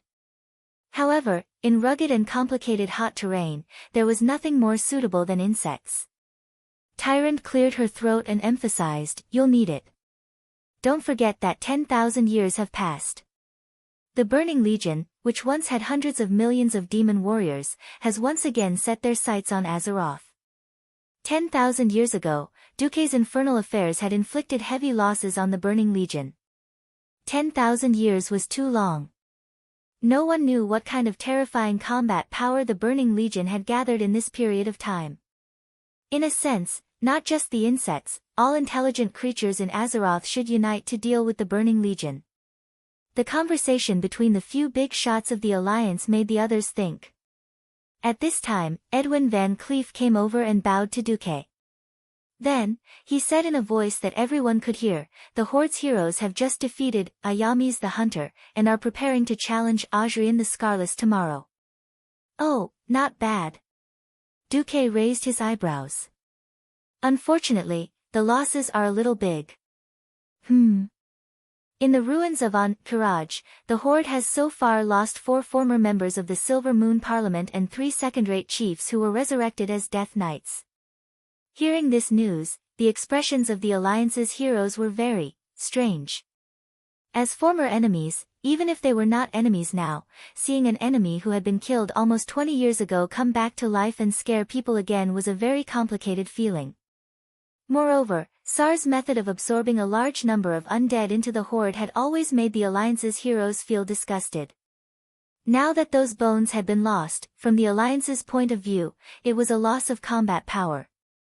From the Alliance's point of view, it was no different from setting off firecrackers to celebrate. Duque turned to look at Tyrande. Tyrande immediately understood and ran to contact Fandral Staghelm. After a while, Tyrande returned. It's good news. Because Thun realized that he could not further corrode the earth, he has begun to recover his divine power. What it could collect was only the Lilian ego that it had plundered in the Silithus territory. This process will probably last for about 10 days. Duque said, Edwin, inform Sar of the situation. Let him do as he sees fit. No one was willing to fight an ancient god who had recovered better. Wait for more combat power. Launch an attack while the ancient god was weak before he recovered. This was a very difficult choice. There was no such thing as having the best of both worlds. The higher the level of a commander, the more painful choices they had to make in all kinds of unfavorable situations. Fortunately, while Thun was accumulating strength, the Alliance was not idle either. Duque split the 3 points of divinity from the Sword Emperor Vecnalas into 3 portions. One was for Magni, one was for Servanas, and the last one was for him. Even though each portion did not actually have a single point of divinity, it was a special energy that contained divine power waves. And don't think that Vecnalas only knew how to use a sword. In reality, he was also one of Azeroth's specialties. Almost all the experts in this world were all-rounders. For example, Anduin Lothar could wield a 5-meter-long lance while riding a horse, shoot a squirrel's eye from 50 meters away with a bow while on horseback, and swing a two-handed greatsword like it was child's play. What weapon he used to be famous was purely because he was most comfortable with it. Vecnalas' archery was also very good. The experts of the Alliance were basically all in important positions. After witnessing the Twin Emperor's submissive bet, everyone dispersed. After Duque had arranged other matters, he could finally relax. Unknowingly, it was already late at night. In the villa in Naxxramas, Duque collapsed on the sofa, not wanting to move even half a finger. He was too tired. He had just become a demigod and had to rush over to save the day. Then there were all kinds of trivial matters. Suddenly, he heard a knock on the door. "Come in." A beautiful figure flashed in front of the magic lamp at the door.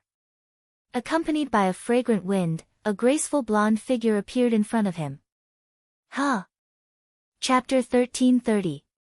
Speaking of which, there were a lot of things to do recently. He was either busy angering Kel, Thuzad or advancing to demigod, so Duque hadn't had the time to be with his lover for a long time. Duque had some expectations. He thought that Servanas would attack him in a fit of excitement, and he also thought that Onyxia would come to court him, but he never thought that it would be her. She had been commanding and fighting on the front lines for a long time.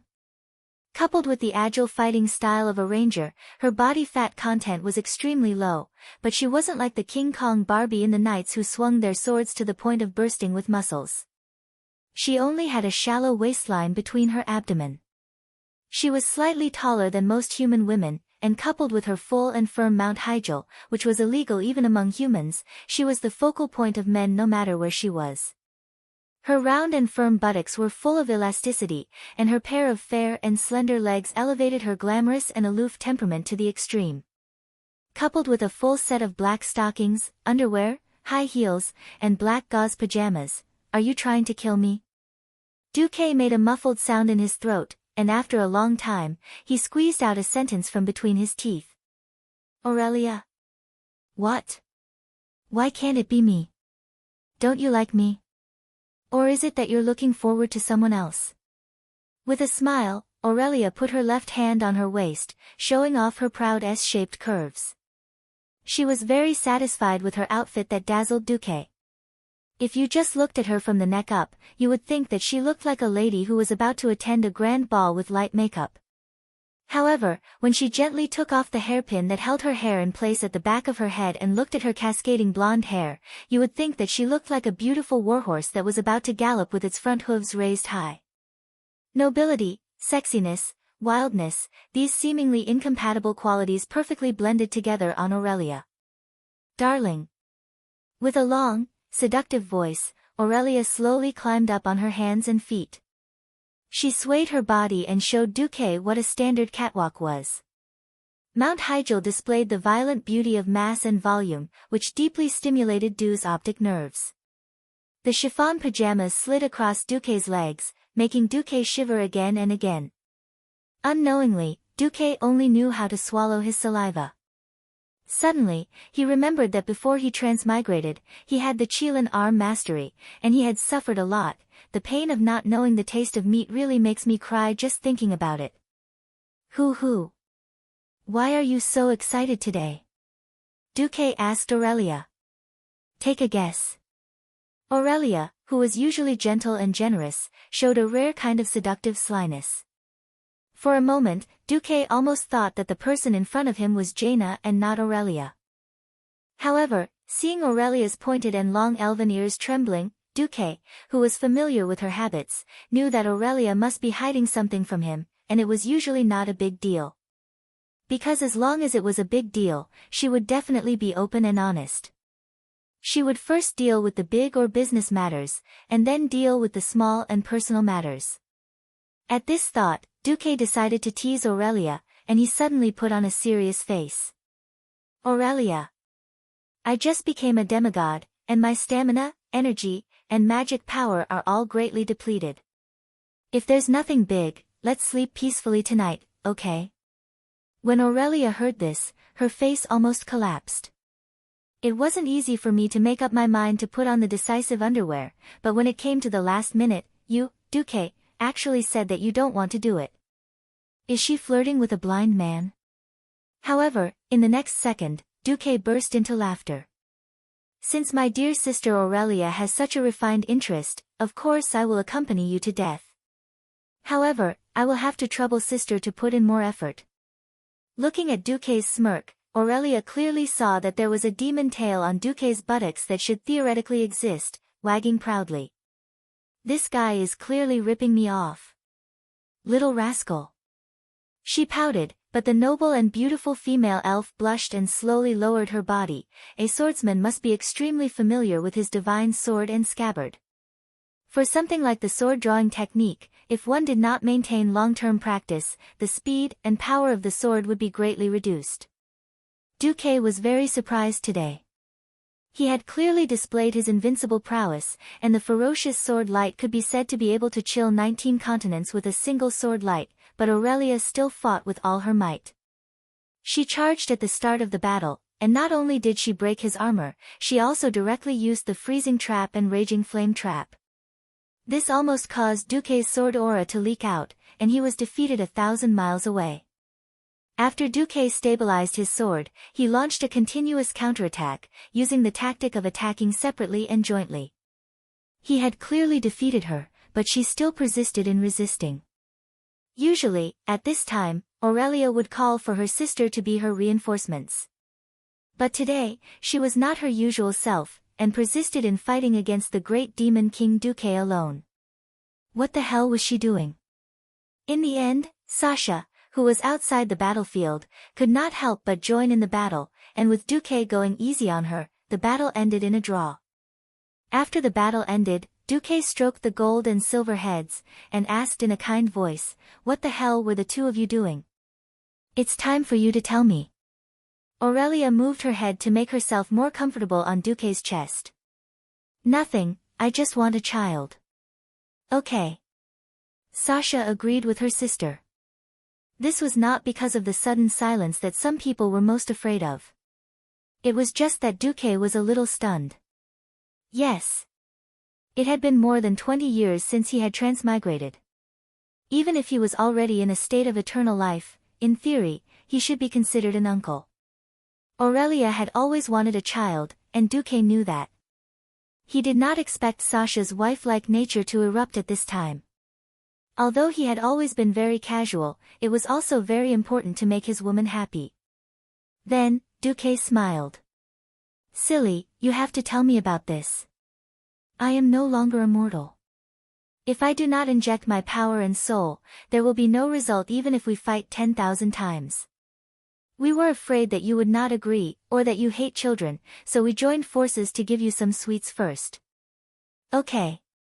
Sasha seemed to subconsciously draw circles on Duque's chest with her slender fingers. "Are you blaming me for not agreeing?" This time, it was Duque's turn to smirk. "Alright, seeing that I quite like this dessert." With that, Duque extended his evil claws towards the trembling sisters. The sky was bright, the Windrunner sisters were still sleeping because they were extremely tired, but Duque could clearly feel that the continuation of his life and soul had already been nurtured in their bodies. Chapter 1331. A ranger's senses were very sharp. Aurelia, who had woken up first, immediately noticed the changes in herself. It was a new life that belonged to both her and Duque.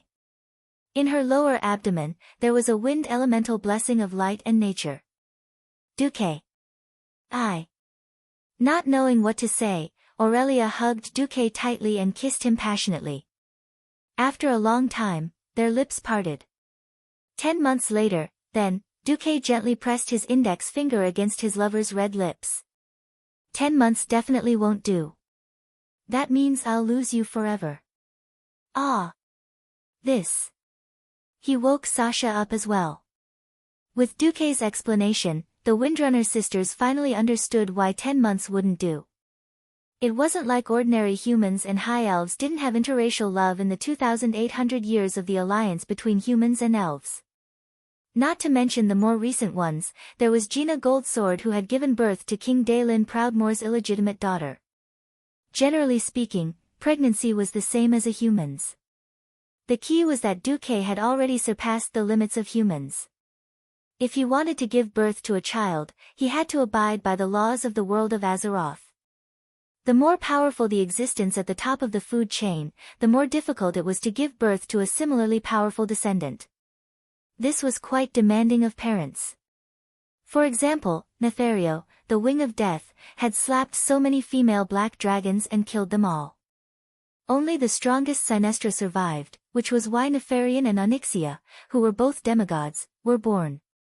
Similarly, Elune, the goddess of the moon, couldn't find a suitable true god as a partner. She could only marry the strongest demigod, Malorn, and give birth to the demigod Cenarius. Of course, the descendants of existences who had stepped into the realm of gods were more about the inheritance of power and energy, not ordinary reproduction. The most effective way was naturally for both sides to contribute a portion of their power or divine power and combine them together, so that their descendants could directly become demigods. It was not impossible to slack off. It was like pouring soy sauce into water. You could make do with whatever you wanted. If Duque didn't want his descendants to really do nothing, he had to put in more effort. From a mortal's point of view, Aurelia was very strong. It was a pity that Duque's soul was an oddity. Unless one became a demigod, it would be impossible for him to have any descendants. This indirectly increased the requirements. If a mortal woman wanted to give birth to a demigod, she would not be able to satisfy the energy needed for her offspring in minutes. She would die of exhaustion. Now that the war was imminent, and Aurelia and Sasha were unwilling to wait any longer, Duque could only purposely extend the incubation period. This would give his descendants more time to absorb energy and grow. What? At least 3 years? The Windstalker sisters' mouths pouted, so much so that a soy sauce bottle could be hung from it. Duque shrugged. It's already very fast, and that's taking into account that you have to stay in the magic array for a few days every month. It can't be helped. I'm a demigod of the magic element, and most of my children are magic element as well. If I don't replenish enough magic element, just relying on your own elemental absorption ability won't be enough. Oh, also, you are forbidden from participating in See Thun's upcoming battle. I don't want the Medivh incident to happen again. Azeroth can't afford another dark portal incident. The Windrunner sisters opened their mouths. They were in pain and helplessness. Aegwynn had claimed to have killed Sargeras, but in the end, she found out that Sargeras' soul had run into her stomach and taken over her son's soul. That was how the dark portal incident happened. If there was a precedent, and someone killed See Thun and was possessed by See Thun, that would be a waste of their intelligence. It would be too tragic. Duque, is there any other way? Sasha asked weakly. There is. Don't have children before the world is at peace. No. We must have children. Aurelia and Sasha said at the same time. Then, they entered a magical grieving mode. It's over. We can't go to the battlefield for 3 years. My bow and arrows. The days when I couldn't sleep and went to the void battlefield to hunt, everything is for the children. Sob, sob, sob. The two sisters hugged each other. The scene was unbearable to look at. They even warned Duque fiercely not to have any thoughts of getting them to abort the children. Otherwise, they would fall out with Duque. All right. You chose the path. Duque sighed. He rubbed his brows and left the room. Women became mothers the moment they became pregnant, but it was a long and slow process for men to become fathers. Men would not feel like they had children if they did not see their children jumping around and demolishing houses. Duque was very busy. After a rare peaceful sleep, he had no choice but to turn on his daily work mode the next morning. The adjustments to the weave had not been completed, and there were many things that Khadgar could not decide. he could only ask Duque. After the twin emperors reached a tacit agreement with him, things like the twin emperors being captured began to happen, causing their control over the insectoids to decline. For example, in a coincidental situation, some people in the alliance found that as long as they held a kind of crystal that was nicknamed insectoid crystal, they could summon a four-legged insectoid of the same color. With a thought, as long as they were willing to wait, it would not take long for the insectoid to run over and wait for orders. Not only were they willing to be mounts, but they would also obey orders even if they were told to attack their own kind. Of course, these insectoids that could be used as mounts did not have much combat power, and were only slightly better than human militias. When faced with formally trained warriors, their fragile long legs that could be easily cut off by standard steel swords were not enough. Even so, it was a wonderful experience. A few days ago, the two great formations that were still fighting to the death and would not stop until one side was dead had now completely surrendered. After noon, Duque had his lunch. When he finished patrolling Naxrima's fortress and returned to the main control room, he found that many women were looking at him strangely, and most of them were high elves. Some had seductive looks, as if they wanted to swallow him up. Some were shy and unbearable, but also seemed to be unable to restrain their curiosity, not daring to look at him, but glancing at him from time to time. Duque had a headache. After returning to his office, he saw that no one was around and pulled Vanessa over. "Hey! What the hell is going on today? Why is every woman looking at me strangely? Woo woo woo. You finally can't stand it? Marcus the Beast Duke, oh, Your Majesty the Beast Demigod Marcus. You finally can't control your beastly nature, and you want to lay your hands on your lovely and gentle maid? Woo woo woo, although I used to be lucky and thought that you still had humanity and conscience, I didn't expect, woo woo woo." Vanessa rubbed her eyes with her hands and howled dryly. Looking at his maid's instant acting, and then looking at his bastard chicken leg staff, 3 crows suddenly appeared. Caw, caw, caw. Duque felt an unusual pain in the ass. Damn it. I don't know if I should say something. Chapter 1332. Damn it, don't tease me. What exactly happened? Tell me quickly. Veins popped up on Duque's forehead, and he looked like he was about to eat someone alive. Seeing how anxious her master was, Vanessa giggled heartlessly. Looks like, my dear master, even though you've left your mortal body and become a demigod, you're still that beast of a duke. Alright, I'll stop teasing you. Seeing that Duque was really going to flip out, Vanessa stopped while she was ahead. It was Lady Aurelia's suggestion. Aurelia? What about her? Duque was stunned. Nothing, because Lady Aurelia is pregnant with your child. After telling His Majesty Sylvanus, His Majesty Sin Dorii hinted that she wanted to focus on becoming a demigod, so he won't stop the other beauties in the alliance from pursuing you. Wait a minute. Why can't I understand this kind of dazzling operation? That was the expression of the dumbfounded Duque. A second later, Duque laughed involuntarily. He recalled that he had the reputation of being a playboy in the alliance. In recent years, there had been a lot less women, and the biggest reason was because Queen Sylvanus used her aura to protect him. With a valiant temperament and sharp eyes, the 3 Windrunner sisters accompanied him on all kinds of occasions with an aura that made others shrink back. They were originally great beauties that were 1 in a million. They had received the complete training of nobility, and with the perfect figure unique to the High Elves, as well as the battlefield achievements that made mortal women tremble in fear. The 3 sisters were the most unique scenery in all the alliance gatherings. In terms of beauty alone, there might be some noble ladies in the alliance who could approach their level, but with the addition of Sylvanus' status as the queen, it was enough to make all mortal women despair. Those with beauty did not have the status. Those with the status did not have the ability. Even if there were all 3, the 3 of them were together, and the addition of the beautiful sisters was terrifying. If they did not nod, who would dare say that they would definitely be able to get a place in Duque's harem? Naturally, the Windrunner sisters brushed off all the beauties who failed in their eyes. Duque had a strange expression on his face. Then why did Sylvanus suddenly? Vanessa sighed. It's all because I'm afraid you'll mess around.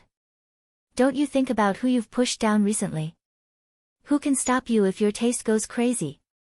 His Majesty wasn't too willing at first, but Lady Aurelia persuaded him to think of Cenarius, and His Majesty immediately agreed. Yes, yes, the goddess and the white deer demigod, and then the goddess gave birth to the forest demigod Cenarius in the form of a centaur. Just imagining such a scene was very dirty. As a transmigrator, Duque could not help but think about it. In Greek mythology, how did Zeus, the most unscientific geneticist in history, create the tauren? How did his brother, Poseidon, create so many sea monsters? Please listen to the story of Zeus the bulldozer. Duque choked. He really spat it out. At the end of the day, it was all his fault. At the end of the day, it was all because he played dragon taming with Onyxia on a whim. Alright, although she was in human form when she tamed the dragon, no one would forget her identity as the Black Dragon Princess. Oh my god. So I've already embarked on the path of no return for the beastly Duke. Duque suddenly found that his life had become gloomy. Caw, caw, caw. The crows on a tiche cawed again. For some reason, in Duque's ears, it became, HQ, HQ. Discovered a pervert. Now under arrest. No, actually, my taste is very normal. Duque swore in front of Miss Vanessa, the representative of the grand jury. Really? Duque did not notice the craftiness in Vanessa's eyes. Really? Duque raised 3 fingers and swore, as long as it's a good-looking beauty, I like it. Really? Then, shall we play a little game? What game? Take a guess, how many, fan of knives, throwing knives do I have hidden down there? Vanessa threw out the question, and then, with an elegant ladylike bow, she lifted the hem of her skirt with both hands. As a transmigrator who was deeply poisoned by Japanese culture, Duque deeply hated the traditional black, thick, and monotonous maid uniform in Azeroth's aristocratic mansions. As early as 10 years ago, Duque had already developed the standard maid uniform in the anime style. The maid uniform was black with white flowers.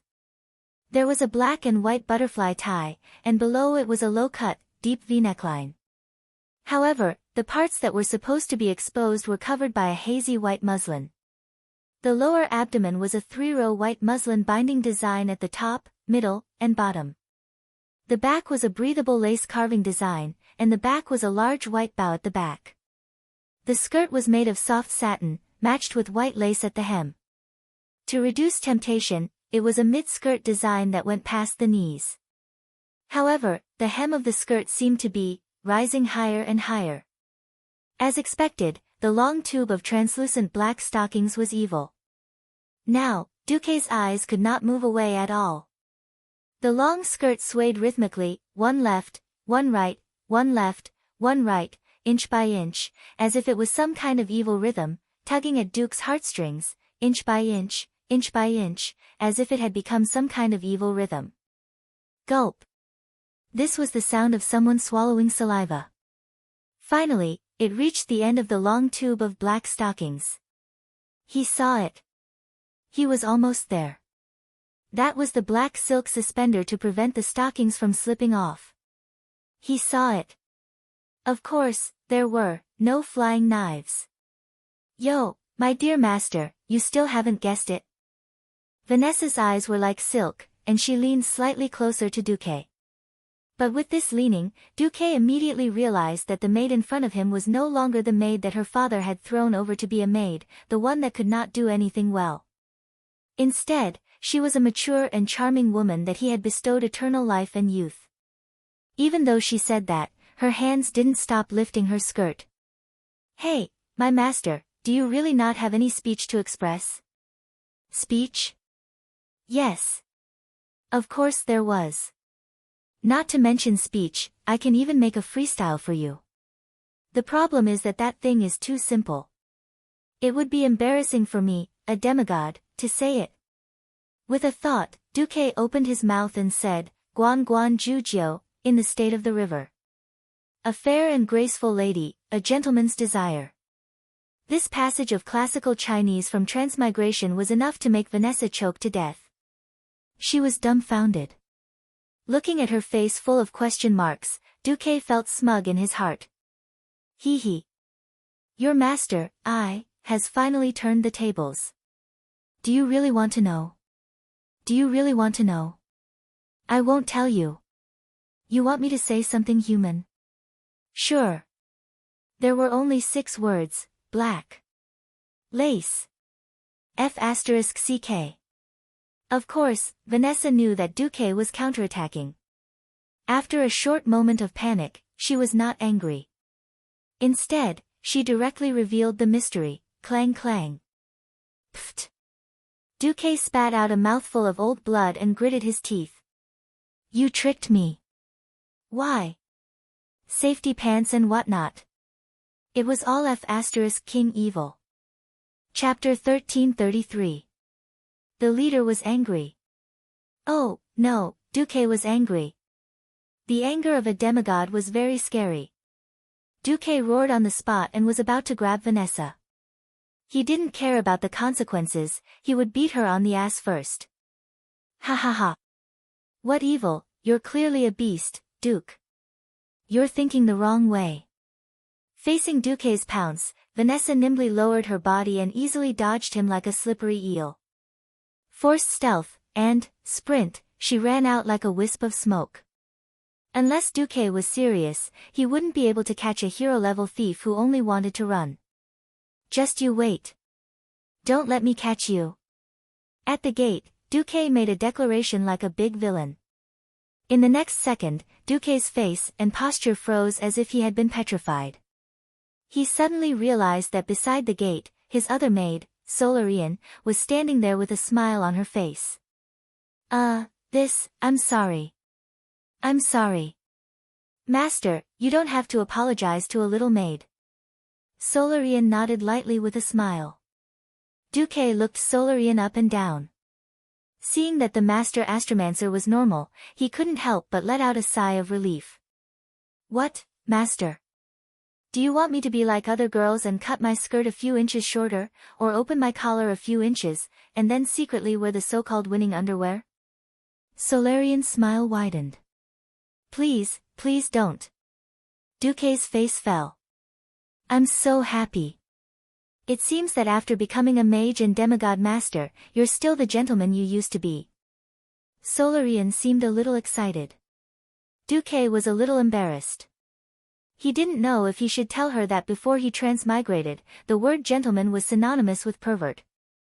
Duque face-bombed. I'm also very happy. At least there's a normal woman by my side. Not really. My family also sent word that I can successfully conceive your child, master, Solarian said calmly. Pfft. Duque burst out laughing. Is it that surprising? In Kuel Salis, commoners without magic talent always hoped to give their daughters to noble mages. As long as they could give birth to a boy or a girl with magic talent, they would be lucky. In the eyes of the high elves, only by mastering magic could one change one's fate.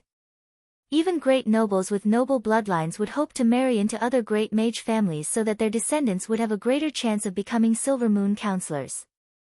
Please note that even after Her Majesty Sylvanas Windrunner ascended to the throne, this practice is still deeply rooted among the Blood Elves. After listening to Solarian's explanation, Duque more or less understood why the elven girls were suddenly so enthusiastic. The High Elves were originally magic maniacs. After splitting from the Night Elves, they had been worshipping the spellcasters for 8,000 years. Even though the Dorii kingdom was now ruled by rangers, how could the customs of 8,000 years be changed so easily? But Duque couldn't figure out what Queen Sylvanas was thinking. What about you? What do you think? Duke asked, as if he was possessed by some supernatural being. I don't know. Maybe when the time comes, I won't refuse. Not refusing might not necessarily be willing. Is it because of Kale, that's? Sigh, I haven't paid attention to him for a long time. Please don't misunderstand, Master. From the moment I swore allegiance to you, I no longer have anything to do with Kale, that's. He is more like a beautiful vision of my childhood, a dream that is destined to never come true. I have accepted my fate, and I am doing well now. After a pause, Solarian continued, of course, if you want me to kill Kale, I will do it. After all, when that day comes, Kale, will probably have committed an unforgivable crime for the Alliance. But I think when I do it, I will probably hesitate. Duque was a little surprised, but also a little relieved. This was human nature. This was the Solarian of flesh and blood, and not the Solarian that Duke had in mind. The Solarian that should only appear in the Storm Fortress, with no backstory at all. She was like a boss that was made out of paper. Phew. Thank you for your honesty. Duque smiled, waved his hand, and then ran to find Queen Sylvanas. Looking at Duque's back, Solarian seemed to be lost in thought. On the other hand, perhaps it was the so-called, no comparison, no harm. When Thrall, who was fighting in the ruins of An-Kiraj, heard the news from the Alliance through the undead thief messenger, the expression on his face was very interesting. What? They didn't lose much, and they have already taken care of the other leaders of the An-Kiraj temple. They are resting while waiting for us to finish here, and then besiege Thun. At this time, Orgrim walked in front of Thrall, and his voice rumbled. There is no need to worry, Thrall. As a great chief, figure out what you can do and what you can do well. If you can understand this, you are an outstanding chief. Thrall sighed. Just being outstanding is not enough. In peacetime, an outstanding leader was generally enough to close the gap with a rival country. Unfortunately, this was wartime, and any small gap could be infinitely magnified. The tribe originally had fewer strong people than the Alliance, and it was not easy for them to accept the Forgotten Ones and slightly close the gap with the Alliance. Suddenly, there was news that the commander of the Alliance, Duke Marcus, had become a demigod. In comparison, the tribe had suffered heavy losses in the ruins of An-Kiraj, which was even weaker. Although the Forsaken were dead, the dead could not die a second time. If he was killed again, then his body and soul would be destroyed in the truest sense. Even Anastrian, as the leader of the Forgotten Ones, could not find a good way. Even if they lost a second-rate chief who had become an undead warrior and a former Silver Moon counselor who had become a lich, it was still a great loss. In fact, the Sun King's face was gloomy. After being ruthlessly expelled from the Eastern Kingdom by the Alliance, the Forgotten Ones had lost a stable source of troops. Originally, they hoped that after joining the tribe, Thrall would allow the Forgotten Ones to resurrect new Forgotten Ones from the dead tribe warriors. Who knew that Thrall would begin to believe in the way of nature and firmly rejected him? Not only that, even Orgrim, who was theoretically his subordinate, was on Thrall's side. Anastrian's gaze became even colder. Fortunately, he was a dead man. No matter when, his body was filled with shadow energy and did not further decay, it was still full of a dark aura. No one noticed the change in his gaze. At this time, Orgrim patted Thrall's shoulder. Don't think too much. The tribe should do its own thing first. We must first not make mistakes, then wait for the real opportunity to come. Chapter 1334. After the Alliance Hero Squad had rested for a full 5 days, the Horde Hero Squad finally succeeded in killing Audrian the Scarless at the cost of 3 second-rate chiefs who had turned into undead warriors and 2 high-grade druids. Sal was not satisfied with the result because the losses were too great. But he couldn't complain. Compared to the Alliance, the Horde obviously lacked healing methods. The druids from Thunder Cliff and the shamans trained by Orgrimmar were second-rate. Obviously, in terms of healing, the Alliance's priests and paladins were better. Moreover, the undead couldn't use natural healing spells, so they had to rely on the third-rate undead priests, dark healing, magic. Whether they admitted it or not, the Alliance's heroes were far better than the Horde in terms of endurance. Cain refused to go into the arms of the Forgotten after the death of the Tauren Druid, and because of this, he had a bad relationship with Anastrian. Sal was now twice as big as his head. Fortunately, the spoils of war dropped by Audrian slightly diluted this faint sadness. This hammer is good, I want it. Orgrimmar had his eyes on the frosted warhammer that Audrian dropped. Compared to the semi-artifact, Hammer of Destruction, that he used before, this thing was a transitional item, except for the fact that the hammer head was square and looked like the Hammer of Destruction. Sal's mouth twitched, as if he wanted to say something. Orgrimmar patted Sal on the shoulder and said, "A dead man should look like a dead man. I'm already very happy to be able to jump out of the graveyard and continue to fight for the Horde. If I wanted the Hammer of Destruction back, I should have taken that thing to the grave instead of passing it on to you." "Thank you," Sal said heavily. His cold hand patted Sal on the shoulder and Orgrimmar smiled and said, "You have done very well." The young great chief. This was an undeniable victory. We should be laughing. Shouldn't we? Yes. Sal was halfway through his words when his face suddenly changed. Not only him, but the entire Horde hero group was in shock. The earth was trembling. Something huge was breaking out of the ground. In Naxxramas, various alarms were blaring. Even though the floating fortress wouldn't be affected by the tremors of the ground, the elemental waves that were as strong as tsunamis still surged over, causing the entire fortress to sway like a lone boat in the middle of a stormy sea. Duque's voice echoed throughout the fortress. "Open the protective shield. Lower the altitude. Move the fortress to the north. Close all the cannons and protective doors. Grab onto something that can stabilize your body and resist the impact." Naxxramas, who was thousands of meters in the air, was already in such a sorry state, let alone the frontline soldiers. Even if Duque had expected Thun to erupt and withdrew the coalition forces at the Beetle Wall, the Beetle Gate could not be left undefended, so he still arranged a 1,000-man brigade there. However, a few kilometers to the north of the Beetle platform, there was a 30,000-strong mechanized army. The soldiers were all sitting on the steam-tracked armored vehicles during shifts, and they could attack or retreat as they pleased. From the looks of it, the 1,000-man team was doomed.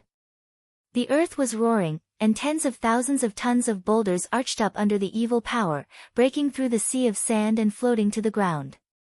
One by one, the sand dunes rose high and then exploded like bombs, sending rocks flying in all directions. The coalition soldiers only saw a blur, and countless disgusting tentacles, like sharp knives piercing through a piece of paper, grew out of the sea of sand. These tentacles, with terrifying giant white hooks on their tips, or a large, disgusting eyeball, spun and pounced on every coalition soldier. The soldiers who had no time to react were easily pierced through, or their whole bodies were torn into several pieces like a piece of paper. Those disgusting tentacles with a large number of barbs on the surface were already frightening enough. There were also a large number of eyeball tentacles, using their purple-white eyeballs to emit terrifying blue rays. The damage wasn't fatal, but this ray, which was similar to mental whip, brought great pain to every soldier who was hit. "Ah, no! What is this? Fight back! Fight back!"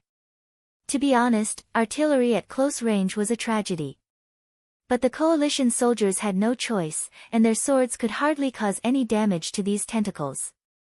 On the contrary, as long as they hesitated, it was likely that they would be carried into the depths of the earth together with the tank. The huge pit, like a whirlpool, swallowed countless coalition soldiers. Was there a huge mouth with countless teeth under the quicksand? Or was it a wriggling mouth? In grief and panic, the soldiers had no time to think. But everyone knew that this should be the ancient god Thun that the higher-ups of the Alliance had repeatedly emphasized. Every soldier guarding the Beetle Gate had been informed of the risks here in advance, and they had even left a suicide note at the request of the commander. They couldn't accept it. They were the best soldiers of the Alliance and the Horde. They took turns to guard, maintaining the highest vigilance, but still couldn't do anything, and were one-sidedly slaughtered. It wasn't that Duque didn't prepare a way out for them. More than 20 portals were open there 24 hours a day. Regardless of day or night, there were 3 platoons of Griffin Knights, Hippogriffs, or Wyverns in the sky to receive them at any time. But everything happened too quickly, and almost in an instant, all the portals were destroyed, and all the aerial knights were shot down by the tentacles. At this point, since there was no way out, many people mustered up all their courage, roared, and rushed towards the wriggling tentacles with mortar shells or explosives. Boom! Boom! Boom! Explosions rang out continuously. When Duque reacted and opened a new portal to receive them, only 68 out of a full team of 1,000 returned, and most of them were left with lifelong disabilities. Duque was silent, and his face was ashen. He knew how terrifying Thun was, but Jaina gently pulled Duque's hand. Don't blame yourself, you've already done very well. Varrock Salufar stood at the side with an agitated expression. His long fangs were clenched, and his green face seemed to have turned a dark green. Magni was the most agitated. Because they wanted to retreat at any time, this team of 1,000 was the most mechanized, which also meant that the ratio of dwarves was the highest. He walked over, and his heavy armor made his steps seem even heavier. Duque, I'm only asking you, we waited for 5 days. Was it worth it? Magni wasn't questioning Duque's decision. Actually, he was the same as many of the Alliance's powerhouses. He didn't understand why Duque had waited for 5 days. If waiting for the Horde's powerhouses was a bonus of 1, but Thun's strength was a bonus of 10, then he might as well go and fight Thun right from the start after killing the twin emperors. Duque couldn't tell Magni the answer, but his eyes shone with determination. He only answered Magni with one word, worth it. Chapter 1335. Magni smiled. It was a bitter smile. That's good. Then my old brother can rest in peace. No wonder Magni was so excited. The more dangerous the mission, the more elite the troops. Dwarves might seem to be good at fighting, but they were actually built up over time. Dwarves had very long lives. Although they couldn't compare to elves, they could live for a few hundred years. Those who were lost this time were all old brothers who had been with Magni for many years. It had been 20 years since the second battle of the Dark Portal. Not to mention personal relationships, even if it was just a simple superior-subordinate relationship, the death of so many highly mechanized elite veterans would still be heartbroken. They had to defend against the Beetle Gate. If they just used bugs to rush out like before, Silithus would be covered in bugs, and that would be hard to clean up. This was the dilemma of the commander. Duque sighed. Bulang, after confirming that Naxxramas is safe, cover it with artillery. Even if we can't kill Thun, don't let its tentacles grow endlessly. Understood. The third brother of the Bronzebeard family nodded. Very soon, the entire fortress was filled with the sound of artillery. Naxxramas, the Heavenbreaker, and many other flying battleships used violent artillery shells to cover the entire north side of the Kiraj temple. Did you notice? Magni asked 2 minutes later. Looking at the temple roof that had exploded in the artillery fire and the huge pillars that had collapsed, Duque replied, yes, the divine power shield has disappeared. The enemy's defense had weakened, which wasn't necessarily a good thing. The biggest possibility was that Thun had always had excess divine power to protect the entire territory. If it was compared to loosening 5 fingers in an attempt to grab the enemy's fist, now it was like pulling back all 5 fingers and clenching them into a fist, ready to fight against the allied forces. At this time, an orc messenger ran into the command center. The Great Chief and the others are back. Almost as soon as he finished speaking, the door of the command center opened again. Under the salute of 12 Alliance and Horde guards, the burly Horde men returned. Duque, how is the situation? The tribe can attack at any time. Sal's face was filled with exhaustion, but his eyes were still shining. Grom and Kane, who had worked with Duque before, felt the same way. Even though Grom only had one arm left, he still had the strength to wield Bloodhowl. Duque smiled. Warriors of the tribe, you need to rest. Grom stepped forward. Just as he was about to speak, Duque gestured for him to keep quiet. I don't mean to underestimate the tribe's powerhouses, but Thun's momentum is at its peak. Is it appropriate for us to clash head-on with them? Was it appropriate? Of course not. Even if they joined forces, the allied forces would still be the weaker side. After all, Thun was still a true god. Duque ignored the reactions of the experts in the tribe and turned around. "Tyrant, I'll have to trouble you for the next 2 days. You don't have to use your full strength. Just use the small, starfall, to get rid of all the tentacles that it's growing out." "Understood." Tyrant combed her hair and nodded. To control such a huge meteorite with such a ridiculous mass and kinetic energy, Tyrant obviously needed to expend a lot of energy. But ordinary, starfall, could be fired every 10 minutes as long as she had Alun's divine power to replenish it, let alone once every 8 hours. Duque looked at Sal again. "I have confidence in doing this. Please forgive me for not being able to tell you right now.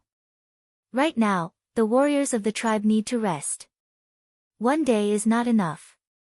At least 3 days." Sal did not waste any time and directly agreed. "Okay. On the 4th day, we will gather to kill the god." Sal stretched out his green hand that was even bigger than a bear's paw. Duque smiled and shook hands with Sal. This was a historic handshake. At this moment, no one realized what this handshake meant. It had to be said that Duque was very kind. The warriors of the tribe had just finished fighting in the ruins of Ankh-Kiraj. If they directly followed the alliance to fight Thun, it would be a great victory. No one could estimate the losses that would follow.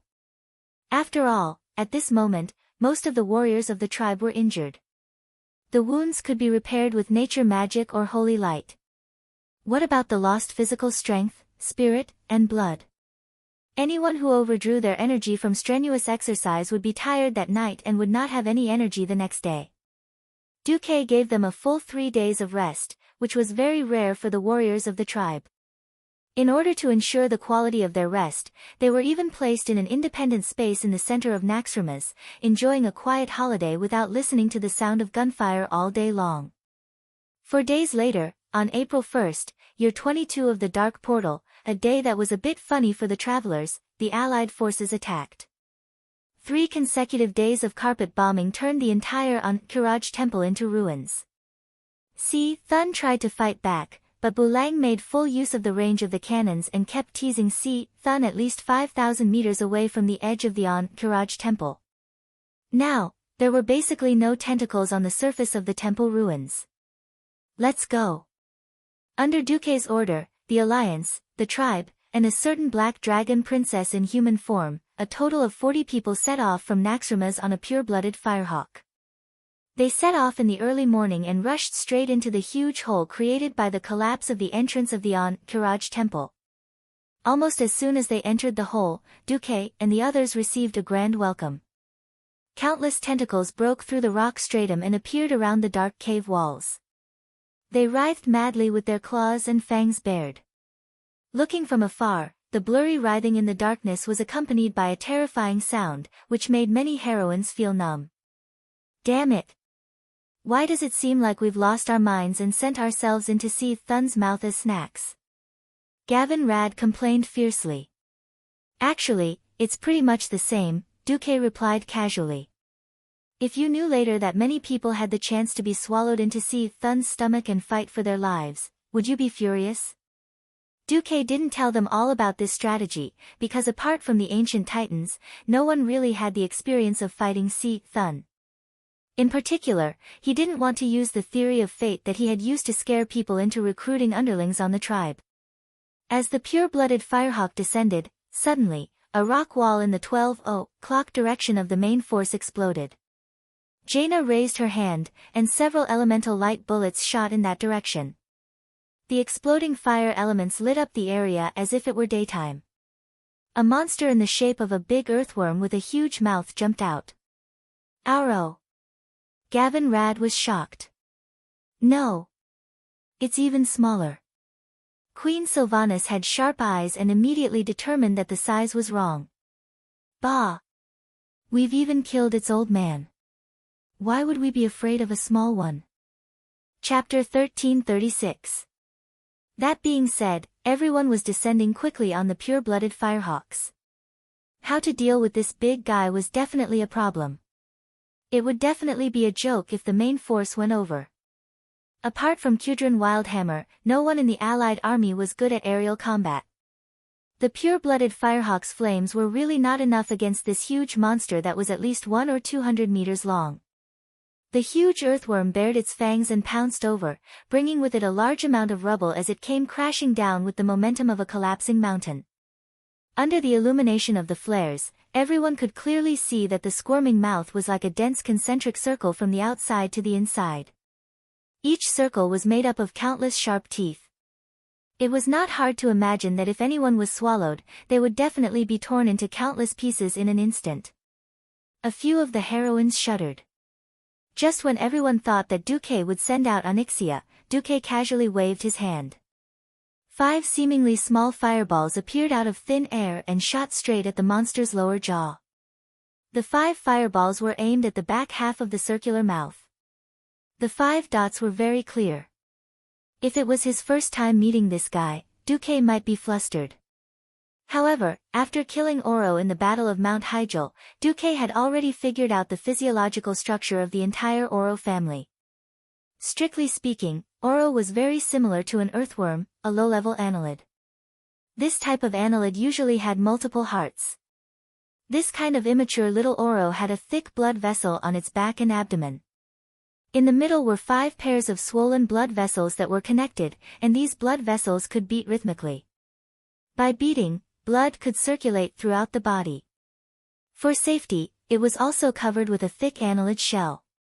However, with the system's scan, Duque had already calculated the rough defense of this hard shell. The 5 fireballs made a big turn in the air, drawing out a clear hook-shaped trajectory, and finally shot into the opening of the shell without hesitation.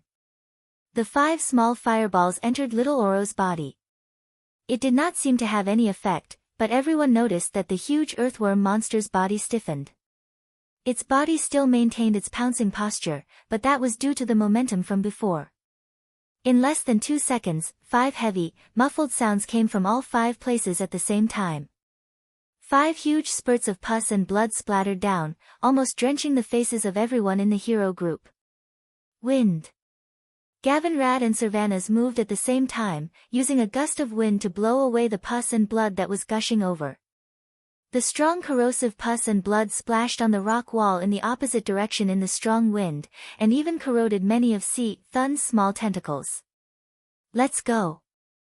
Duque took the lead and rushed into a cave in the southwest corner. I'm not going the wrong way, am I? Why don't I lead the way? I think we should trust our instincts. Magni bragged. Hee hee. Duke looked at the dwarf king with a pair of loving eyes. Jaina giggled. Do you think Duque did nothing these days? His magic net has already covered half of the Karaj shrine. Sun King Anastrian, who was walking at the back of the team, was shocked. Of course he knew what the magic net was, and he couldn't help but wonder, Thun just let Duque's power seep into his territory like that? Whoosh! Whoosh! Whoosh! In the dark cave, flames lit up in an orderly fashion. They were clusters of fire elements floating in the air. They weren't attached to the walls, and they had nothing to do with the original structure of the cave. In the next moment, everyone suddenly realized that they could see through things. They realized that they could see beyond the cave walls. It wasn't true X-ray vision. Instead, there was a strong elemental light shining behind the walls of the cave. The light even passed through the walls, and the heroes could see it with their naked eyes. This is an elemental passage. Sun King was shocked. He had imagined countless times how big the gap between him and Dooku was. Now he saw it. The gap was so big that it made him despair.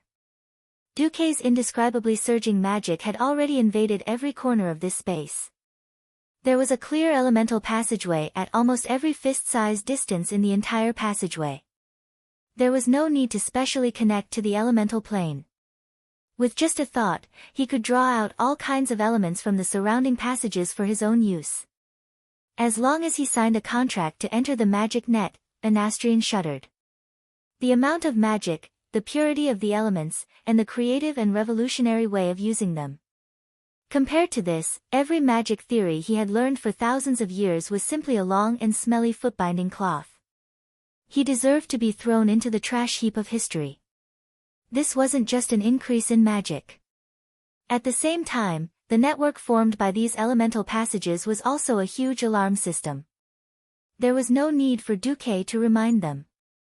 Everyone had already seen a tentacle as thick as a bucket breaking through the rock formation on the right side of the passage, trying to sneak in and attack.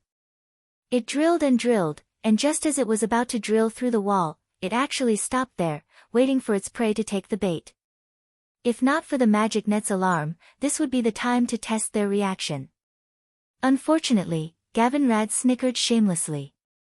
Then, he carried the wind sword and pretended not to see, walking towards the tentacle. In front of him was Magni, who was also pretending not to know. Behind him was Queen Sylvanas, who already had an arrow on her bow. Bam! The huge tentacle suddenly attacked. It burst out of the wall, and immediately opened its purple eyes, preparing to give Gavinrad a mental lash. Unfortunately, if this sneak attack succeeded, then the Alliance of Heroes would not live up to its name. Before the eyeball tentacle's eyelids could fully open, the wind sword with the light of lightning slashed down. On the flank, the enlarged Inferno hammer was like an erupting volcano, about to erupt at the next moment. Queen Sylvanas' arrow was the fastest, and it arrived first even though it had been fired later. The eyeball tentacle's eyelids were only half opened when it was shot, and it twitched. The twitching was extremely short, but that was enough.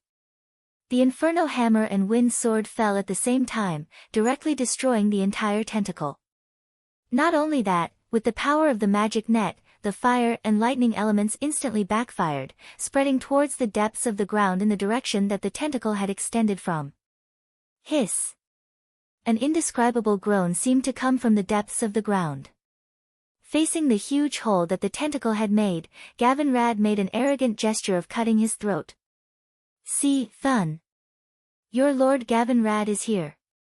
Wash yourself and prepare to be made into squid tentacles. Pfft! Duque spurted out. Gavinrad was really a fox using the tiger's might to intimidate others.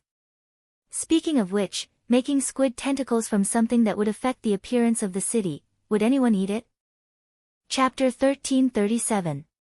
As Duque and his team of heroes stormed through the underground tunnels of the Temple of An-Kiraj, the floating fortress, Naxxramas, was still on a level 1 combat alert. Plop plop plop, in the stronghold's enemy-seeking department, the sentries immediately heard this strange sound. The long-eared elf girl was slightly stunned. This was definitely not the sound of the ocean. The nearest lake or ocean was thousands of miles away. She subconsciously adjusted the magic mirror to find the source of the sound. Soon, she saw an unexpected scene. It was as if the scene was happening in front of her. A strange black ripple spread out in the morning light, which was incompatible with the golden light of the rising sun. 3,000 yards to the northeast, enemy attack, the elf girl's sharp shout seemed to have awakened the entire fortress. Bulang Bronzebeard, who was in charge of the fortress, was the first to react. He immediately shouted into the microphone used for magic transmission, Bao Yen, retreat immediately. Bao Yen, the newest flying battleship of the Alliance. Thanks to the assembly line-like production model, the flying battleships of the Iron Furnace Castle were now produced at an average rate of 1 every 3 months. The dwarves and gnome craftsmen of the Iron Furnace Castle worked day and night in 3 shifts. The 3 docks were built on top of the mountains. They were built with steel directly smelted from the Iron Stove Castle's smelting furnace and the toughest 100-year-old trees in Loch Moden as the deck. The deck was covered with steel sheets and equipped with standard cannons. Each dock could produce a battleship in 9 months. Unlike the meticulously built Heavenbreaker and Black Pearl battleships, the Alliance also needed a large number of medium and light battleships as protection ships according to the needs of the war. The cruiser, whose full name was the Cleveland class, or the Kappa class for short, was a product of this requirement, which focused on enhancing anti-air firepower. No one knew why the founder of the Alliance's mechanized air force, Duque, insisted on using this name, and even looked like he would roll on the ground if he didn't agree. In any case, who could argue with Duque on this kind of thing?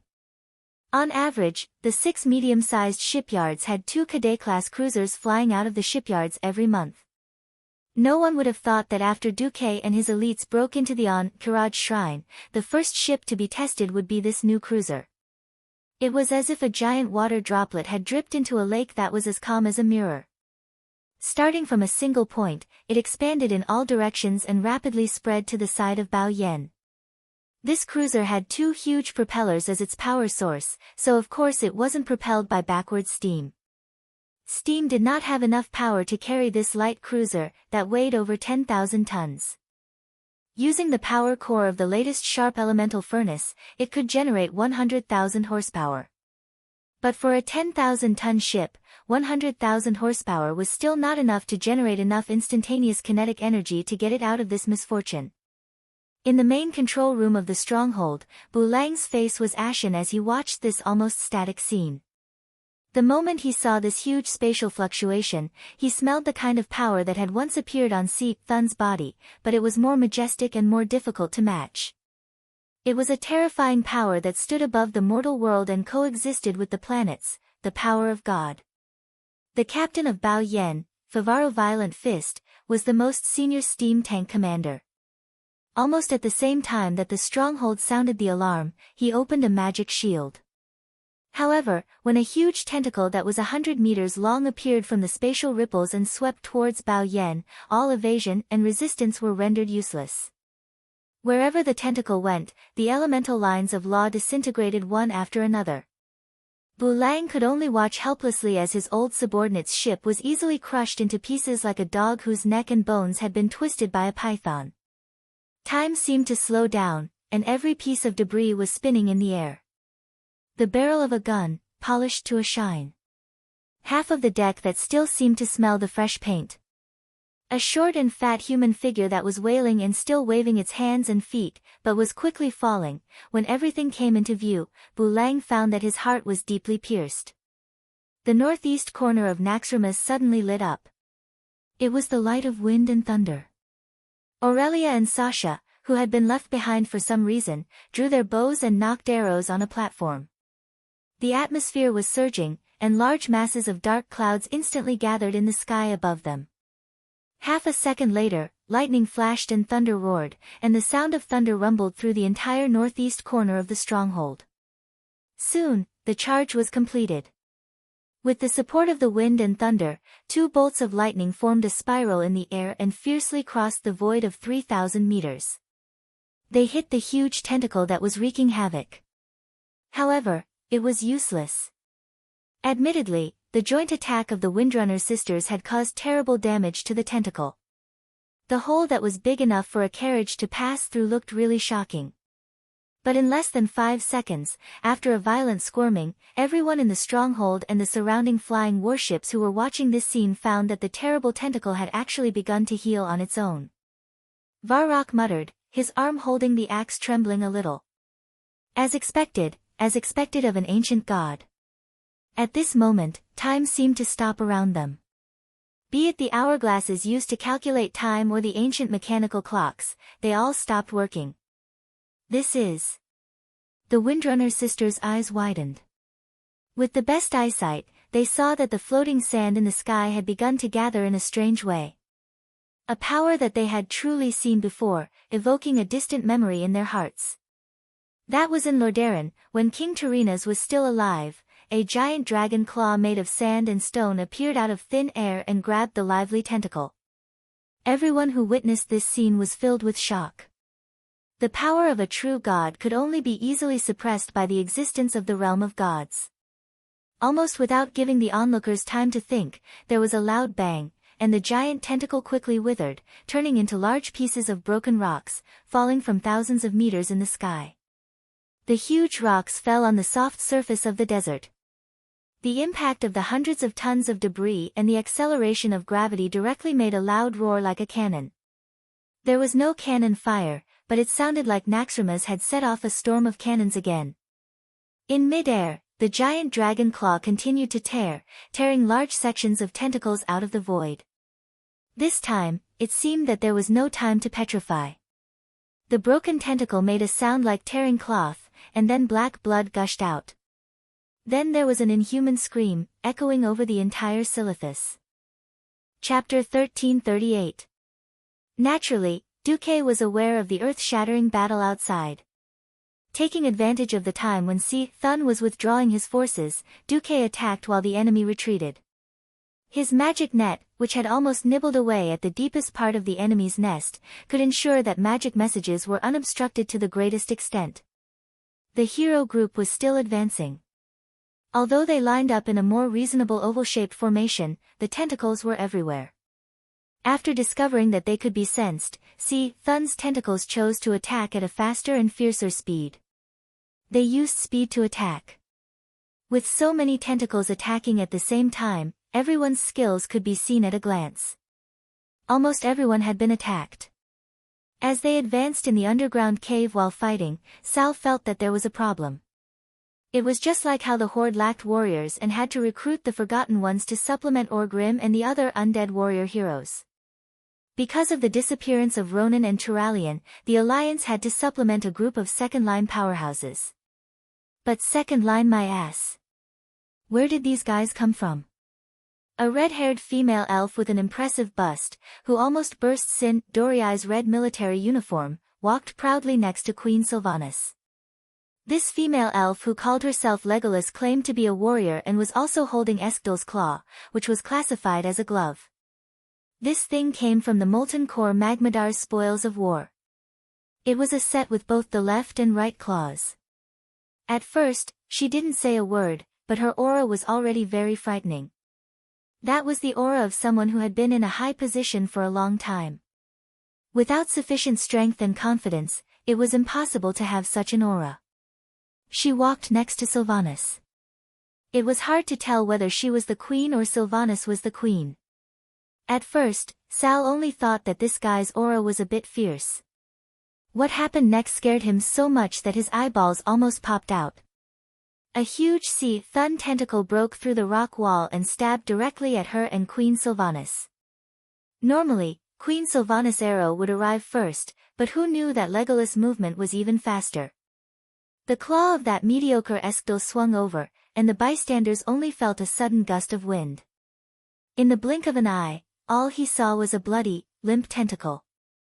In less than half a second, the tentacle bounced up high and fell heavily again, emitting a burning smell and the sound of a leaking ball lying on the ground softly. A tentacle that could smash a steam tank or even a destroyer into smithereens lay motionless on the ground like a rotten sausage. What was even more ridiculous was that this woman actually broke a molten core level glove. The originally sharp claws were missing a large piece, revealing the white and tender fingers. What the hell was this? The woman's finger was fine, but the molten core level glove had exploded? Could it be that the gloves couldn't keep up with her strength? Sal was going crazy. The same thing happened to the other three. An eyeball tentacle burst out, attempting to attack a mage called Goss. In the end, this guy didn't use the magic net, nor did he connect to the elemental plane. He didn't even use an incantation. A white sea urchin that seemed to be made of pure ice flashed by, and in the next moment, that terrifying tentacle suddenly burst like a water pipe. Countless amounts of blood gushed out from the cracks of various sizes, converging into a stream of blood beside it. This tentacle that had caused damage to many heroes since the start of the war had reached the end of its life in an instant. There was also a high elf named Dom, a warrior with a long black braid. He didn't even have any equipment, and he directly hammered a sharp, curved tentacle with his fist like a drum. That tentacle seemed to have been ruthlessly smashed by a heavy industrial mechanical arm that could lift a 1,000-ton ship, and immediately went limp. Since when did the elves produce so many strong people? Thrall looked at Orgrim first. This former chief, who was already a death knight, shrugged his shoulders. His expression was clearly saying, if these fellows had been around during World War II at the Dark Portal, why would I fight Kuel Salis? Originally, Sal thought that the person next to him understood the situation the best. Who would have thought that Sun King was trying hard to keep a straight face while looking at Goss with frightened eyes? Damn! To be able to scare the breaking dawn-level Sun King like this, there was no need to ask, this person must have a terrifying background. At this time, Wujin gently poked Sal's waist with his elbow. Following Wujin's gaze, Sal saw a strange aura on the Alliance's side. Because Malfurion Stormrage had fallen into a deep sleep, Fandral Staghelm was the boss of the Cenarian Circle again. Logically speaking, there should be no Night Elf Druid that he didn't know. But there was one in front of him. The female druid who claimed to be Sala had a typical Night Elf green waterfall hair. Except for her pair of eyes that never opened, no matter how you looked at it, she was a typical Night Elf. Her, heal, rejuvenate, and, wild growth, were so smooth that even Fandral, who claimed to be the #1 druid, could not compare. It had been so long since she showed off her skills, and Fandral had been pestering her for so long. Where are you from? A solitary practitioner. Are you interested in joining the Cenarian Circle? The Way of Druids needs a master like you. His interest in Sala was not fake. He expressed deep disgust for Tyron's excessive approach to the Alliance. Although Malfurion had fallen into a deep sleep and was no longer in power, he could not murder Malfurion. Within the Night Elves, he continued to rope in stronger masters to increase his faction's influence. Who knew that Sala would ignore him, and when she was asked anxiously, she asked him to go ask Duque. Fandral was depressed to death. Unfortunately, he was in a state of battle, and he did not dare to bother her too much. Otherwise, Duque would slap him and say that he was absent-minded. That bitch Tyrant would not protect him. At the same time, on the void battlefield, Krasus was sitting on pins and needles, because he was sitting on the throne of the one he respected the most. Not far away from him was an illusion of a gigantic blue dragon coiled in the air. At a glance, there was indeed an incomparably huge blue dragon entrenched there. If anyone could see through the thick elemental turbulence that enveloped the blue dragon, they would clearly see that there was no such huge blue dragon in that position. There was only a frost elemental dragon with a bitter smile on its face. Krasus was displeased. Sapphiron, if you expose me, I will not forgive you. Sapphiron rolled its eyes. You're blaming me? Beside Krasus, a figure in a cloak smiled bitterly. It's fine. This plan should be perfect. Even if something happens, we will prioritize protecting the void battlefield. That's for the best.